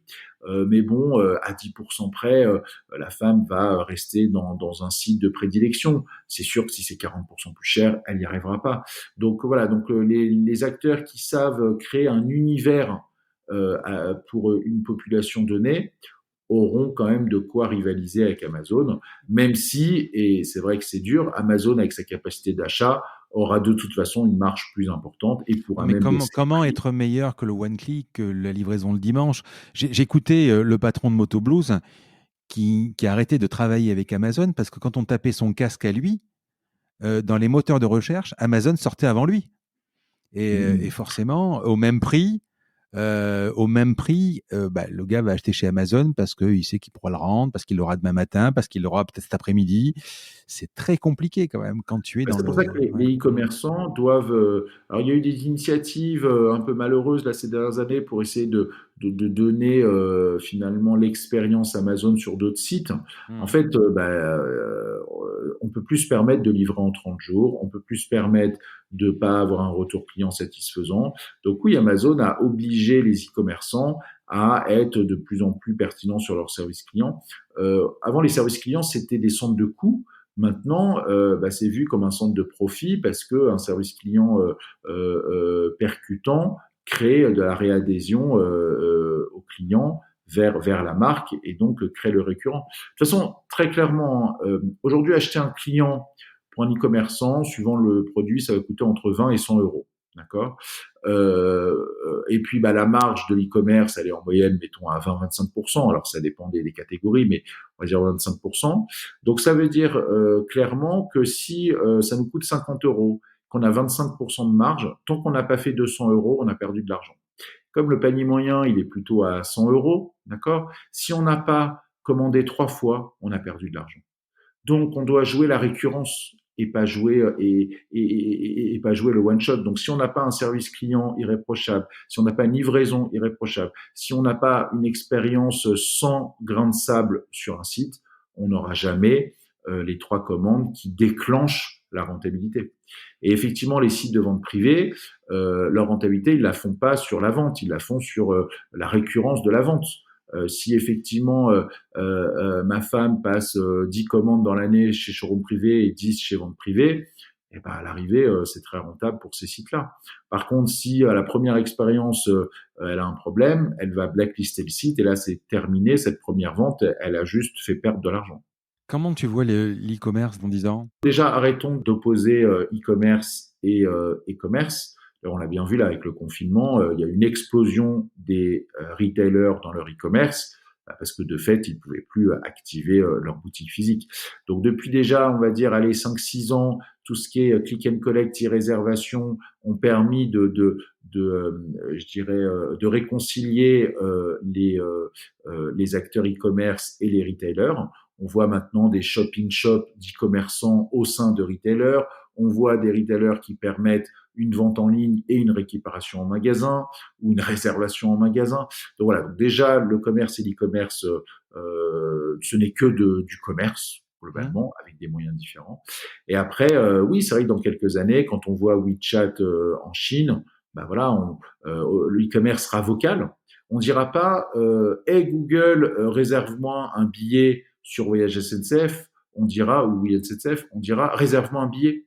Et donc, c'est Google qui choisira où est-ce qu'il va réserver le billet et où est-ce qu'il a sa meilleure rentabilité.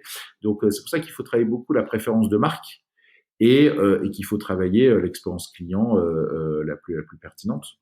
Donc oui, dans 10 ans, ce sera très vocal. Enfin, ça va être compliqué parce que je veux bien, moi, transposer le Hey Google ou le Dis Siri, commande-moi un billet. Si je vais dans Google et que je décide de choisir, alors peut-être pas un billet parce que le billet, on sait en général où on veut aller. Encore qu'il y a les comparateurs. Mais si, par exemple, je cherche un produit, je vais quand même avoir 10 choix. Si maintenant, je te dis, commande-moi un billet, je n'aurai qu'un seul choix. Il faut arriver premier dans les moteurs. Dans le moteur. Ça va être très compliqué quand même. Hein. C'est Amazon qui va se dire, tiens, j'ai donc un cyberacheteur qui vient de me dire, là, par exemple, ma fille, elle me demande d'acheter, je ne sais plus quel livre pour le collège. Très bien. Dans 10 ans, sur ma montre, je dirais, tiens, achète-moi le livre de Molière, Don Juan. Voilà, Google va l'acheter où est-ce que ça l'arrange lui. Et pas forcément sur Cultura ou sur le site de la librairie du coin, etc. Donc voilà, donc si on n'a pas une préférence de marque, si moi je rajoute pas, tiens, réserve-moi sur Cultura ce concert ou sur Fnac ce concert, eh ben Google ou Apple choisira ce qui l'arrange. Donc en fait, la préférence de marque c'est important et du coup l'expérience client c'est important. Moi, je vois l'expérience client, les call centers, tout ça, c'était des centres de coûts, comme je disais, c'est maintenant des enjeux majeurs pour réussir la récurrence client et donc la préférence de marque. Demain, on dira tiens, je veux un poulet cuit, livre-le-moi le plus rapidement possible. Je dirais pas tiens, va sur Monoprix et commande-moi un poulet cuit. Donc si j'oublie de dire Monoprix, Google ou Apple fera ce qu'il veut, ce qu'il arrange, ce qui est le plus rentable pour lui. Donc voilà, donc vraiment la préférence à la marque, c'est important. Quand on voit que Fnac et Darty fusionnent, c'est important parce qu'il y a des gens qui étaient très attachés à la marque Fnac, d'autres qui étaient très attachés à la marque Darty. D'ailleurs, ils n'auraient pas du tout intérêt à créer une marque un peu générique qui serait un mix des deux, parce qu'ils veulent garder l'aura de ces deux marques. En 2019, il y a une prise de participation majoritaire de Montefiore Investment, qui gère entre autres une boîte que je connais bien, Gandhi. Je connais bien aussi Voyageurs du Monde. Interflora, Isabelle Marant. Mais je voulais savoir si tu avais une démarche de levée de fonds ou s'ils sont venus te chercher ou comment ça s'est passé en fait. Alors j'ai un big boss qui me présente un banquier d'affaires. Je me dis mais pourquoi il me présente un banquier d'affaires Et en fait ce banquier d'affaires il voulait sponsoriser mes événements. Alors je me dis mais pourquoi il veut sponsoriser mes événements Et en fait c'est très malin. Pourquoi Parce que les prestataires qui passent leur journée à vendre leur offre à des décideurs, au coin du bar, le soir, un banquier d'affaires qui leur dit hey, tu sais que ta boîte, elle vaut de l'argent. Hein. Si tu me donnes ton chiffre d'affaires, ton EBITDA, je peux te calculer ta valo. Et donc, ce vendeur, dans une position de vendeur, se retrouve acheteur, ou en tout cas se retrouve un peu dans une position de choisir lui. Et donc, c'est un excellent, finalement, moment pour un banquier d'affaires d'apparaître et donc de signer des mandats en vue de faire des opérations financières. Donc il a signé d'ailleurs plusieurs mandats. Il a débouclé un très très beau mandat avec le rachat de Adem Value, donc sponsor qu'il a rencontré Big Boss vers Tessie pour un montant de 110 ou 120 millions d'euros, donc très très belle opération. Et puis au sortir de ce premier événement, c'était la Winter 2017, il me dit Hervé, et toi? Je dis quoi et moi? Et toi, tu sais, j'ai vécu ton événement, j'ai signé des mandats, donc je vois le ROI concret. Je suis sûr que ta société, elle vaut beaucoup d'argent, il faudrait que tu la monétises. Je suis d'accord, mais bon, moi, j'ai pas besoin de lever des fonds. Justement, c'est le meilleur moment, c'est quand t'as pas besoin. Tu n'as jamais levé de fonds, hein, toi, tu as jamais levé de fonds. D'accord. J'avais 99,9% du capital, c'était mon ex-femme qui avait une part sur 1000, D'ailleurs, j'ai dû racheter très cher sa part et pour pouvoir avoir 100% des parts. Donc en Oui, gros, parce qu'elle t'a fait capoter le deal la première fois, je crois, il me elle m'a semble. fait capoter le premier deal, exactement, la veille au soir du closing. Pour Un une deal part. qui capote, pour une part, ouais. Parce que les banquiers ont pris peur et ils ont considéré Ouais. qu'il fallait avoir 100% de la liquidité pour être tranquille, quoi. Je t'ai coupé, excuse-moi. Ouais. Et donc voilà, donc je fais ce premier tour qui est avorté à la fin. Puis finalement, j'ai Montefiore qui se positionne avec une belle offre et puis avec voilà une perspective intéressante. Et du coup, je retiens l'offre Montefiore, levée de fonds. Et en vue d'avoir des ambitions à l'international, on est en train de boucler une opération en Europe du Sud. Et puis, on a d'autres perspectives encore en croissance externe. Donc, l'idée, c'est d'allouer une croissance organique qui se maintient avec une croissance externe. La taille du deal, c'est quoi? C'est 18 millions, c'est ça? Ouais, c'est ça. Tu restes, tu as des parts toujours? Je suis minoritaire, mais je suis un très, très, très, très gros minoritaire. C'est-à-dire qu'en gros, souvent les fonds, quand ils sont majoritaires, ils prennent une toute petite courte majorité pour laisser à l'entrepreneur la niaque pour aller faire la suite. Un fonds qui prendrait 95% d'une société, ce serait incohérent, ou alors peut-être dans les logiques agressives, les hedge funds, dans les grosses boîtes, mais dans les boîtes où il y a encore de l'incarnation, encore un ADN très proche du dirigeant, c'est important que le dirigeant reste encore très significatif, et d'où aussi l'intérêt de désincarner avec le recrutement de DGA pour transmettre au fur et à mesure et puis faire en sorte que la société roule sans son dirigeant. Quand tu dis je veux m'attaquer à l'Europe du Sud, pouvoir faire plusieurs événements en même temps, c'est quoi? C'est un autre bureau dans d'autres langues, dans d'autres lieux? Alors, c'est identifier des gens qui font pareil que nous, mais dans un autre pays. Donc, ils feront leurs événements, on fera les nôtres. Bien sûr, il y aura des synergies entre les deux, on pourra peut-être faire un événement commun, mais globalement, moi j'ai 40 événements, ils en ont 15, et ben on a 55 événements à nous deux. Et pour un petit acteur en Europe du Sud, c'est pas évident d'émerger. Pour un acteur français de s'ouvrir à l'international, ça a de la pertinence. Et donc l'idée, c'est d'agglomérer en fait des territoires internationaux ou des territoires sectoriels qu'on n'a pas nous-mêmes développés. J'ai pas relevé quelque chose qui est ton slogan d'ailleurs. On l'a pas dit, c'est le business qui est d'abord inspiré du Club Med, le business comme il devrait être. C'est business as it should be. Ça vient d'un slogan du Club Med des années 90, life as it should be, qui traduisait comme le bonheur si je veux. Et donc voilà, donc moi c'est le business si je veux. Mais en fait l'idée c'est que c'est très provocateur cette headline volontairement. Should, c'est quand même très fort, hein, devrait, le business devrait être, comme si moi je pouvais avoir la vérité pleine et entière. En fait, c'est fait pour expliquer que c'est d'abord le relationnel et ensuite le fonctionnel, alors que souvent on fait l'inverse. Et donc moi je pense qu'il n'y a pas mieux pour faire du business que d'avoir passé une journée ludique avec une personne dont on sait qu'elle a matché en amont, parce qu'on s'est quand même vu dans un dating avant, et avec lequel on s'est fait un pote. Enfin, moi j'ai des big boss qui font l'événement depuis des années, c'est devenu une bande de potes. Donc quand une bande de potes, ils s'échangent des WhatsApp entre eux et qui disent tiens j'ai testé cette solution, c'est génial, le prestataire il récupère 10 litres d'un coup. Donc en fait ça a une vraie puissance et moi je considère que c'est le business tel qu'il devrait être. Bon, est-ce que tu te marres? Ah oui, moi je me marre tout le temps. En fait, il faut se marrer. Enfin, ça n'a aucun sens dans une vie privée, dans une vie professionnelle de pas se marrer. Et finalement, on le voit, les datings qui sont les plus sympas, c'est quand ça rigole. Moi, je vois dans les vidéos ou autres, quand déjà ça rigole pendant les 7 minutes, c'est que quand même, il va se passer quelque chose. Donc non, le commercial, on voit d'ailleurs quand on fait des réunions de coaching ou de préparation, on voit un commercial qui fait la gueule, on se dit on n'a aucune chance qu'il y arrive, aucune chance. Alors qu'un commercial sympathique qui rigole, qui se dit non mais attends, moi je suis pas là pour vendre, je suis là pour créer du lien, il a tout compris. Oui, encore que quand tu fais des événements à 500 personnes, tu dois quand même rencontrer des problèmes quelquefois importants. tu dois faire quand même bonne figure, mais derrière, en background, c'est Alors, peut-être moi, pas moi toujours j'ai très fait marrant, comme le quoi. chef Ouais. de village. C'est-à-dire que moi, j'étais toujours impressionné. Le chef du village, quand j'étais petit, hein, il connaissait mon prénom. Je me dis quand même, Ah ouais, il me ça c'est 1000 impressionnant. Ouais. GM par semaine. Il passait du temps avec moi. 5 minutes, 2 minutes, 3 minutes. Je me dis quand même, il y a 1000 GM. S'il passe 1000 fois 2 minutes, ça fait 2000 minutes. Ça fait 30 heures dans la journée. Donc, comment il fait? Et donc, en fait, j'ai appliqué les mêmes logiques. C'est-à-dire que moi, j'ai une directrice des opérations. Elle a fait quasiment tous les événements à part les 2 premiers. D'accord.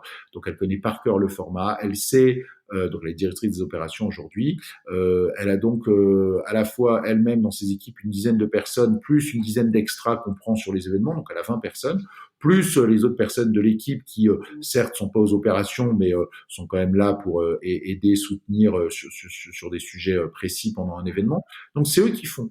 Moi, sur un événement, je serre la main aux gens, je prends le micro, je rigole, je prends du bon temps. Et pareil, je me dis, si j'arrive à parler 2 minutes avec chacun d'entre eux, ils sont très contents, un peu comme un chef de village qui va passer, voilà. Et donc, je dis pas qu'il y a un côté star system, mais les gens sont contents d'avoir échangé avec moi, d'avoir pu donner leur feedback, leur avis, même leurs bonnes idées. On a pris beaucoup de bonnes idées à travers des retours de Big Boss et de sponsors.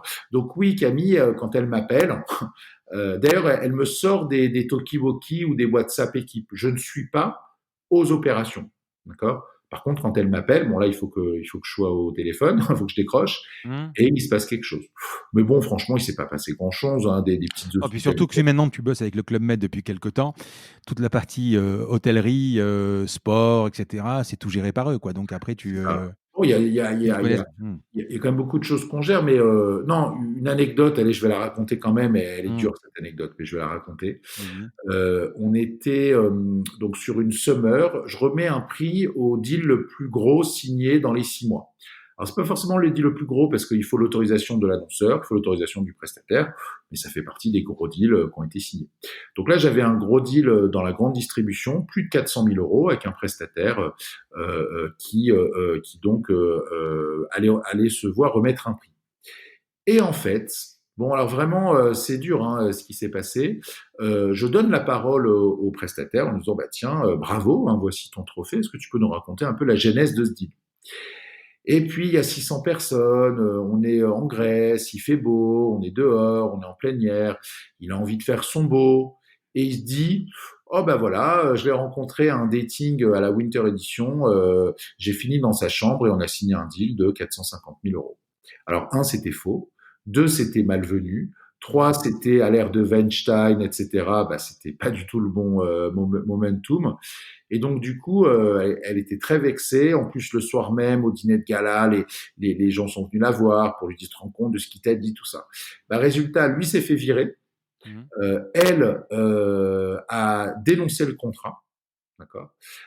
Et au final, elle voulait même arrêter les big boss. Elle est revenue un an plus tard, donc ça y est, il lui a fallu un an pour digérer l'affaire. Elle comprenait bien que c'était pas de la faute du format non plus. Mais voilà, donc quand même, ça c'est quand même quelque chose en plus en live. Hein, c'est moi qui ai posé la question. Bon, donc moralité, on a beau être 600, 700, on est des individus, mais on est dans un contexte professionnel. Donc même si cette personne avait envie de faire de l'humour, bah, c'est dangereux, surtout voilà. Et ce n'était que de l'humour, hein, c'était pas pour la gêner, c'était Hmm. pas pour la mettre mal à l'aise, mais c'était Non, finalement mais c'est une un problème de de limite. casse-tête. C'est-à-dire que normalement, ce qui doit prédominer, c'est enfin, je sais quoi, c'est la plume et le chéquier, quoi. Et là, c'était plutôt le maillot de bain qui devait peut-être la Ah, détente. c'est ça. Et, Ouais. Chez le Club Med, et, ouais. et donc voilà, donc lui a un peu abusé, voilà. Donc, mais finalement sur un événement, il se passe rien de particulier. Alors on pourrait se dire que 600 personnes, statistiquement, il y a peut-être un pédophile, il y a peut-être un serial killer, il y a peut-être tout ça. Je pense que les gens comprennent que, en tout cas, ils doivent se tenir et qu'ils peuvent pas se permettre de vomir à 4 heures du mat parce qu'ils ont trop bu devant tout le monde. Ils peuvent pas se permettre, voilà. Donc il y a quand même une communauté soudée.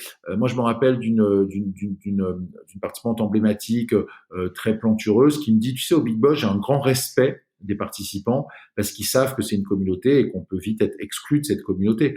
Donc, elle se fait pas emmerder comme ça par des mecs le soir à 2 heures du matin. Non, non, elle voit bien qu'il y a un respect, plus que d'ailleurs dans d'autres formats qui sont un peu plus, je dirais, anonymes et sur lesquels les gens peuvent plus se lâcher. Est-ce que tu peux me citer 2 ou 3 étapes de ta carrière qui t'ont marqué? Moi j'ai plein de. Alors, c'est marrant, Ou plus, hein? Ouais. j'ai fait une formation récemment dans dans une école qui s'appelle Iconoclass, qui Mmh. forme des commerciaux qui venaient pas de cet univers-là. Donc en fait, c'est de la reformation, on va dire. Et donc, je leur ai raconté un peu mon épopée commerciale.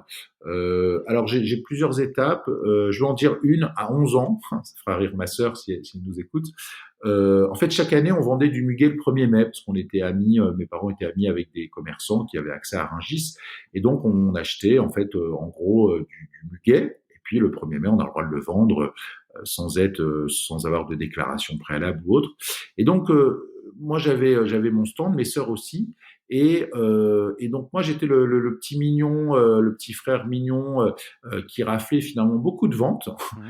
Et puis mes sœurs beaucoup moins. Mais sauf que comme j'étais petit, les caisses elles étaient récoltées à la fin de la journée par mes sœurs. Et puis j'avais 10 francs, 20 francs, 30 francs comme ça à la fin. Et puis à 11 ans, je me suis rendu compte en fait que ça faisait chaque année que c'est moi qui avais la plus grosse caisse de pièces de 10 francs. Et, et derrière, c'est elle qui récoltait. Enfin, on faisait un partage qui n'était pas du tout équilibré. Et donc voilà. Donc je me rappelle avoir jeté la pièce, le carton rempli de pièces de 10 francs. Et voilà, c'était une première étape où je me suis dit tiens, la négociation commerciale, c'était pas la meilleure. Finalement, j'étais le petit frère gentil, j'avais mes grandes sœurs qui m'avaient arnaqué. Donc voilà, donc c'est un souvenir à la fois familial, mais en même temps Mmh. d'étape commerciale. Je vais en donner une autre.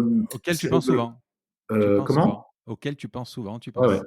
Ouais. Ouais, ouais, je reparlais encore récemment avec ma sœur il y a pas longtemps, parce Mmh. qu'il y avait une de ses copines qui était là et elle se revoit encore, donc c'était rigolo. Mmh. Tiens, je crois qu'il y a j'ai plus de batterie sur mon téléphone, mais c'est pas grave, C'est pas grave, hein. Ouais. ouais. Et donc, deuxième étape assez marrante, j'ai fait une première année de fac que j'ai eue Mmh. vraiment sur le tard, avec une bonne note en droit. Et puis la deuxième année, j'ai vraiment rien foutu. Du coup, je redouble et puis finalement, je loupe quand même la deuxième année. Donc là, ça Mmh. commence à être embêtant. Bon, redoubler une fois, c'est pas méchant. Redoubler deux fois, c'est un peu plus compliqué. Et en plus, en même temps, j'avais passé les concours d'école de commerce et j'étais tombé sur une école supérieure de négociation commerciale. Je me dis, oh, ça me va très bien, les négociations commerciales, j'y vais. Et donc, je passe les concours, j'ai 20 à l'oral manque de peau, je loupe mon DUG. Pour donc, je loupe la deuxième année de DUG pour donc la deuxième fois. La première fois, j'étais pas vraiment allé, c'était vraiment une Mmh. année quasi sabbatique. Et donc, là, je suis pas content parce que je me dis mince, j'ai eu 20 à l'école de commerce, en plus spécialisé en négociation commerciale, donc ça m'irait parfaitement. Et en plus, de l'autre côté, j'ai pas mon DUG. Eh ben, je suis allé faire ma négociation commerciale. Donc j'ai demandé à être reçu par la directrice, j'ai préparé mon Mmh. entretien, j'ai vu que pour avoir un diplôme visé par l'éducation nationale, il fallait vérifier le diplôme antérieur des étudiants, donc en l'occurrence le bac plus 2, mais que la vérification se faisait la dernière année, l'année où on obtenait Mmh. effectivement le bac plus 5 visé. Donc déjà cette information était très utile. Et puis ensuite, j'ai expliqué que voilà, j'avais 20 sur 20 à l'oral, donc ils avaient bien vu que j'avais une capacité commerciale et que c'était dommage de pas m'avoir parmi leurs étudiants. Et donc voilà, donc alors j'avais pas donné le motif de cet entretien, parce que je voulais que justement la directrice se dise tiens, lui c'est un bon candidat, il a sûrement dû être accepté dans d'autres écoles, donc il va falloir que je me batte pour le récupérer. Donc je voulais qu'elle soit dans ces conditions-là.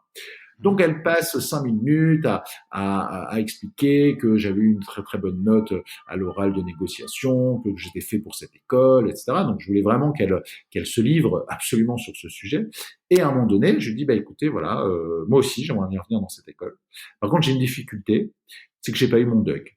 Et alors là, elle s'effondre, elle se dit ah, merde, s'il n'a pas eu son DUG, c'est que je vais pas pouvoir l'intégrer.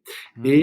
Et donc en fait, je lui explique que elle peut me prendre en candidat libre. Et que moi je vais repasser les UV de DUG qui me manquent pour valider le DUG, et que donc j'intègre directement un bac plus 3 alors que j'ai pas encore le bac plus 2, mais que si tout se passe bien, j'intégrerai l'année d'après un bac plus 4 en ayant eu mon bac plus 2. Alors elle comprend tout à fait. Et à un moment donné, elle se dit, ah ouais, quand même, vu que j'ai pas arrêté de lui dire qu'il fallait qu'il vienne dans cette école et qu'en plus il me trouve la solution pour pouvoir quand même intégrer, en fait, je lui proposais un pari qui était de dire, je viens en tant qu'auditeur libre la première année. Si je loupe mon DUG, eh ben, vous m'éteignez, du coup, vous n'avez pas de stats défavorables parce que je n'ai jamais été étudiant. C'est de l'audit libre. Je paye comme un étudiant, je suis les cours comme un étudiant, mais je suis pas étudiant. Ça s'appelle le statut d'auditeur libre. Et de l'autre côté, si je réussis mon DUG, et ben à ce moment-là, j'intègre directement en deuxième année et j'aurai le droit de le faire. Et donc elle me dit bon bah écoutez, laissez-moi quand même, je sais pas, quelques heures, quelques jours, et puis le lendemain elle me dit ok c'est bon, vous acceptez. Donc c'était une négociation commerciale que j'ai préparée, que j'ai structurée, et j'avais des atouts parce que j'avais déjà eu une très bonne note, et voilà, donc je l'ai dirigé exactement comme je voulais, et à la fin, ben j'ai été accepté.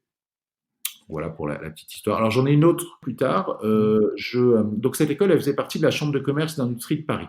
D'accord. Et il se trouve que peut-être 10 ans plus tard, je me retrouve dans un gros appel d'offres de la Chambre de commerce et d'industrie de Paris pour déployer une solution. C'est un budget significatif à 200 000 euros. Donc je devais avoir peut-être, je sais pas, 30 ans, 31 ans, 32 ans. C'était chez qui là? Donc je pense que j'étais dans la start-up entre IBM et Emailvision, ou chez Emailvision, je sais plus, peut-être Emailvision, voilà. Peut-être j'avais un peu plus, 33. Bon. Et donc en fait je me présente à la soutenance et je dis les 40 premières secondes, je leur dis écoutez, figurez-vous que je connais très bien ce bâtiment parce que j'ai été dans votre école, qui s'appelait à l'époque École supérieure de négociation commerciale. Donc, si nous ne sommes pas retenus pour ce deal, ce sera un aveu d'échec de vos propres formations. Donc, ça fait tout le monde. Et j'ai signé. Et ils m'ont dit à la fin, tu sais, Hervé, au moment où tu as dit ça, tu avais déjà signé. C'est-à-dire qu'en gros, je venais de piquer dans leur vif. C'est-à-dire qu'à un moment donné, s'ils me retenaient pas, c'est que eux-mêmes, ils étaient piégés dans leurs propres contradictions, puisque le métier de la chambre de commerce, notamment, c'était de former des étudiants, et notamment des étudiants à la vente. Donc, si quand je suis face à eux, alors que j'ai fait leur école et qu'ils ne me retiennent pas, c'est un aveu d'échec pour eux. Et donc voilà, donc c'était de la provocation, bien sûr, mais bon, ça a marché. Et comme j'ai signé ensuite, les décideurs m'ont expliqué que à ce moment-là précis, des 40 premières secondes de la soutenance, j'avais déjà gagné le marché. Alors bien sûr, il fallait que... On voit quand même dans ces exemples que tu es toujours dans maximiser le ROI en fait. Ben, en gros, oui, c'est-à-dire qu'il faut jamais, être classique, quoi. C'est-à-dire qu'en gros, mes événements sont pas classiques, nos méthodes de vente sont pas classiques. Le classique, ça emmerde tout le monde. Ça emmerde tout le monde. Moi, j'ai la meilleure chasseuse de Big Boss. C'est une toute jeune, elle avait eu un an d'expérience après son école de commerce. Elle rigole tout le temps, en permanence. Ben, c'est la meilleure. C'est-à-dire que son rire, il est communicatif, ça s'entend au téléphone. Et donc, voilà, c'est-à-dire que elle est arrivée il y a quelques temps, il y a peut-être 4-5 mois, et c'est celle qui a les meilleurs scores. Parce que voilà, moi, j'ai une cliente comme ça. J'ai une cliente comme ça, je sais qu'elle nous écoute, elle s'appelle Odile. Alors, elle rigole tout le temps. Bon, quelquefois, elle rigole pas. C'est-à-dire que quand elle rigole pas, c'est qu'il y a un problème et elle rigole plus du tout. Par contre, par contre, c'est super agréable d'avoir quelqu'un qui a toujours la pêche, qui a toujours le mot pour rire. C'est agréable. Exactement. Exactement. Et donc en fait, très clairement, c'est la clé, quoi. C'est pour ça que quand tu me posais la question de est-ce qu'il faut sourire, oui, il faut sourire. Enfin, moi, je passe pas 10 minutes sans sourire. Et même si je peux être très dur quand il faut être dur, je peux être très mis en pression. Enfin, mes équipes. Là, par exemple, je suis en train de recruter donc un deuxième DGA. Les équipes ont peur, se disent oui, mais bon, est-ce que tu seras encore notre interlocuteur? Est-ce qu'il sera sympathique? Est-ce qu'il sera bienveillant? Donc très clairement, il faut garder cette bienveillance dans toutes les équipes. Tu as rencontré énormément d'entreprises dans ta vie. Est-ce que tu as des gens qui t'ont impressionné? Par exemple, quelqu'un qui m'inspire en ce moment, et franchement, chapeau, c'est Jonathan Cherki, Content Square. Oui. Content Square, Bah ouais. voilà, il est parti aux États-Unis, c'est sa première boîte, il sortait de l'école, il lève 190 millions de dollars. Bon, c'est beau, quoi. Enfin, franchement, respect à lui. Alors bien sûr, ça doit pas être tout rose, ça doit pas être si. C'est un Marseillais? Mais en tout cas, pour l'instant, le parcours est plutôt très intéressant. C'est plutôt, tu es admiratif de start-up, plutôt? Bah, en fait, non, mais il y a des boîtes quand même qui, enfin, moi, je pense que j'ai fait un truc qui est plutôt pas mal, mais il y a des gens qui ont fait bien mieux et bien plus rapidement que moi, et donc, bah, c'est plutôt inspirant. C'est plutôt inspirant. En fait, moi, j'estime que pour être chef d'entreprise, il faut 3 compétences clés. Et souvent d'ailleurs, il y a des associations pour justement, donc des associés entre eux qui se partagent ces compétences. Et donc, si on n'a pas ces compétences, on n'y arrivera jamais dans son entreprise. Alors pour moi, il y en a 3. Et moi, j'ai eu la chance d'en avoir surtout 2 sur 3. Donc la première, c'est effectivement, on l'aura compris, l'énergie commerciale. Un chef d'entreprise doit être commercial, et s'il n'y a pas au moins un associé commercial, ça ne marchera jamais. Deuxième logique, c'est la partie, on va dire, qui est assez large, marketing, vision, produit, créativité. Si on n'a pas ça, ça ne marchera pas, parce qu'un vendeur qui a rien à vendre, ça marche pas, et 2 marketeurs qui n'ont pas de vendeur, ça marche pas non plus. Et puis enfin, il faut une troisième compétence, qui est une compétence, on va dire, administrative, gestion, juridique, ressources humaines, voilà, que j'ai appris par le tard, mais qui n'était pas mon ADN de base. D'ailleurs, là où j'ai fait le plus de bêtises dans mon entreprise, c'est sur ce sujet-là. Par contre, effectivement, j'ai la chance de maîtriser les 2 premiers, ce qui est assez rare parce que souvent un commercial n'a pas la vision marketing et un marketeur stratège n'a pas la vision commerciale. J'ai la chance d'avoir les 2, et donc c'est ce qui m'a permis de développer l'entreprise et de l'amener à maturité avant d'intégrer des collaborateurs au capital et de vivre une entreprise collégiale dans sa seconde partie. Voilà, donc en gros, ceux qui m'inspirent, c'est ceux qui effectivement ont aussi cette énergie double ou triple, et qui donc sont capables d'aller chercher loin les sommets sans personne. Et à l'inverse, j'ai vu combien d'entrepreneurs se planter. Alors après rebondir, hein, mais se planter, parce que c'était 2 marketeuses qui se mettaient qui s'associaient, ou 2 commerciaux qui s'associaient, ou 2 gestionnaires qui s'associaient. À un moment donné, il faut d'autres compétences. Et un directeur commercial, par exemple, on pourrait très bien se dire, bon, je suis chef d'entreprise, je suis pas commercial, je recrute un directeur commercial, ça marche pas. Parce qu'un directeur commercial, quand il est pas géré par quelqu'un qui est commercial dans l'âme, ça ne marche pas. Il finit par soit être associé lui-même, et là ça fonctionne, soit partir, parce que ça ne marche pas. C'est une culture trop différente, c'est des populations trop différentes, donc ça ne peut pas fonctionner. Donc voilà. Donc si une personne a l'aptitude commerciale, créative et administrative, elle peut monter sa boîte toute seule. L'administratif, on peut quand même se faire aider par des cabinets extérieurs, etc. Donc c'est moins l'enjeu. Mais en tout cas, d'avoir vraiment la compétence commerciale d'un côté, et puis créative, vision, produit de l'autre. Quel est le meilleur conseil qu'on t'ait jamais donné? Question difficile, hein? Alors j'en ai un que reprend mon ami Vincent Klingbeil. Allez, je vais le reprendre pour moi. C'est que finalement, dans mon parcours, j'ai eu beaucoup de gens qui ont pas du tout aimé cette réussite. D'accord, on appelle ça des haters maintenant. Et en fait, au début, ça me minait quand même, hein, les gens qui critiquaient avec subjectivité, parodie, etc. Et puis finalement, faut en faire une force. Et d'ailleurs, faut remercier tous ces haters, parce que ces haters nous donnent la force. En fait, c'est Vincent Klingbeil, il a revendu sa société au groupe La Poste, et puis une fois qu'il avait fait son burn-out et qu'il quittait l'entreprise définitivement, c'était un peu sa conclusion, et j'adhère complètement. Et en fait, faut savoir remercier les gens qui nous ont détestés, qui ont pas cru en nous, parce qu'ils nous ont donné la force, en fait. C'est-à-dire qu'il y a 2 types de personnes. Soit on te dit t'es nul, t'y crois. Soit on te dit ah ouais, toi tu crois que je suis nul, je vais te montrer que je suis pas nul. Moi je suis plutôt dans la deuxième catégorie, lui aussi. Et finalement, si on nous avait jamais confrontés à nos hypothèses faiblesses, eh bien, on n'aurait jamais développé les forces qu'on a aujourd'hui. Tu as une journée type, enfin, je sais pas, ou une organisation particulière, ou des hobbies, enfin, qu'est-ce que tu fais dans ta semaine, à part évidemment travailler? Oh, bah, moi, je travaille beaucoup, hein. Non, mais Tu moi, en travailles fait, beaucoup? j'ai une garde exclusive de mes enfants, donc ce qui est très rare pour un papa. Ils ont Donc, quel âge? alors j'ai 8 et 11 ans en direct et j'ai ma compagne qui a aussi un fils de 8 ans. Donc voilà, donc Oui, ça donc me fait ils ont 3 encore besoin enfants, les que deux. tu t'occupes d'eux, quoi, oui. Voilà, mais deux qui sont voilà les miens génétiquement, on va dire.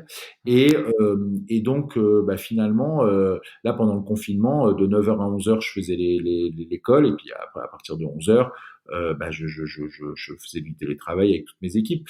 Donc là encore maintenant, mes petites elles sont pas tout à fait encore revenues à l'école. La collégienne oui, mais l'autre non. Et je peux pas me permettre de quand même arriver à midi tous les jours, quoi. Donc globalement, je surfe entre les deux. Donc voilà, je partage entre ma vie professionnelle, ma vie de famille, qui n'a rien à voir. D'ailleurs, les gens qui me connaissent dans ma vie de famille ne peuvent pas imaginer qui je suis dans la vie professionnelle et réciproquement. Donc c'est ça qui est assez rigolo. Et donc ça me fait vraiment deux vies en une, quoi. Je vais te poser la dernière question qui est une tradition. Alors, le podcast s'appelle La Combinaison. Alors, je voudrais savoir, Hervé, c'est quoi le truc, la clé ou la combinaison pour devenir Hervé Bloch? Du talent, du travail, des opportunités saisies, de la chance, de la résilience, on pourrait dire de la persévérance, de la passion ou le tout? Alors, bien sûr, le tout, mais je vais énoncer ce qu'est un commercial pour moi. Parce que Mhm. moi, je me représente beaucoup comme un commercial. Un commercial, ça doit beaucoup travailler, d'accord. Mais c'est pas suffisant. Un commercial, ça doit avoir du talent, et c'est pas suffisant non plus. Celui qui a du talent et qui travaille pas, je le voudrais jamais dans mes équipes parce que finalement il agace tout le monde, il faut rien et puis dès qu'il est au téléphone il conclut, donc ça marche pas. Donc pour pérenniser une équipe ça marche pas. Celui qui travaille beaucoup et qui a pas de talent, c'est embêtant. Alors il finit par y arriver parce que bon à force de travail il tombe sur des clients bienveillants etc. Mais c'est pas le meilleur. Les meilleurs, bah, c'est ceux qui ont du talent et du travail. Et ceux qui ont du talent et du travail, ils disent ah ben en plus j'ai de la chance, mais c'est pas vrai. C'est parce qu'ils ont du talent et du travail, et donc la chance vient. Quand on va Mhm. dire oh lui c'est dégueulasse, il a de la chance, il a 10 opportunités, il signe les 10. Ben non, c'est parce qu'il travaille qu'il a du talent. Donc voilà, donc en gros, je pense que l'alchimie c'est du travail et du talent. Et puis à côté de ça, on en parlait, le rire et la passion.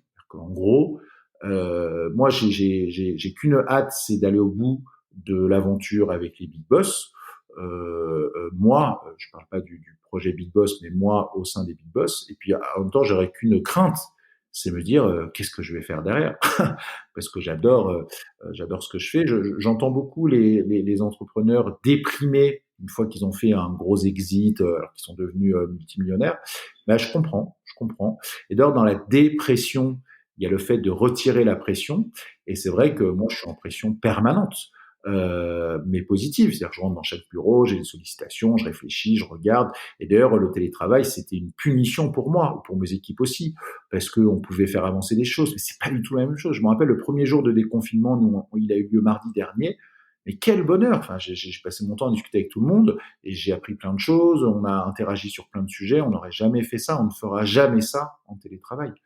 Donc voilà. Donc en gros, du travail, du talent. Alors le talent, ça se développe hein, par le Mhm. travail notamment. Enfin, il faut quand même avoir des aptitudes à la base, une envie de faire en tout cas. Et puis bah, de l'autre côté, de la passion et du rire, quoi. Mhm. Voilà. Tu parlais de chance. D'abord, j'ai un super épisode que j'ai fait avec Philippe Gabillier sur la chance, l'optimisme, et tu devrais l'écouter parce que franchement, c'est un gars extraordinaire. Je ne sais pas si tu le connais, il est Non. conférencier à ESC Paris. Il dit, est-ce que la chance existe dans les affaires? Tu parlais d'un commercial qui travaille, qui a fait 10 affaires, qui a de la chance, mais pas forcément, il fait des affaires parce qu'il travaille. Je vais te citer une phrase que tu connais peut-être de Gilbert Trigano, je ne sais pas si tu la connais, Ouais. qui dit, un coup de chance ne fait pas un chanceux, au même titre qu'un coup de soleil ne fait pas un bronzé. Je trouve que ça va bien. Donc, C'est voilà, ça. C'est c'est ça. ça. Je suis d'accord. Je suis d'accord. Écoute, Hervé, je te remercie pour ce super entretien, plein de pêche. Enfin, j'ai appris plein de choses et je me suis vraiment régalé et je te souhaite vraiment, vraiment, vraiment beaucoup de réussite, beaucoup de bonnes choses. Et ben moi aussi, je te souhaite beaucoup de bonnes choses et bravo pour ce podcast passionné. Un grand merci à tous d'avoir écouté cet épisode jusqu'ici. J'espère que cette conversation vous a plu. Parlez de ce podcast à vos amis ou à vos collègues de bureau. Partagez-le le plus possible. Abonnez-vous en cliquant sur le petit bouton s'abonner dans votre application mobile ou sur votre ordinateur. Ainsi, vous serez averti dès qu'un nouvel épisode est en ligne. Je sillonne la France pour vous proposer de nouveaux invités. C'est vraiment beaucoup de travail. Ce n'est pas mon métier, vous l'avez peut-être compris. C'est une passion que je pratique en dehors de mon job. Si vous avez apprécié cet épisode, dites-le moi avec des étoiles, 5 de préférence sur Apple Podcast, anciennement iTunes, et d'y ajouter un gentil commentaire, ça me fera plaisir. Ça me permettra également de remonter dans les classements. Et puis si vous n'êtes pas Apple, c'est pas grave, parlez-en autour de vous, partagez sur les réseaux sociaux, c'est prévu sur votre application de podcast préférée. Enfin, vous pouvez vous abonner sur lacombinaison.fr pour être averti dès qu'un nouvel épisode est en ligne. Je suis Frédéric Azoulay, n'hésitez pas à me faire remonter vos remarques, vos questions, mais aussi des invités que vous aimeriez entendre. Je vous dis à bientôt.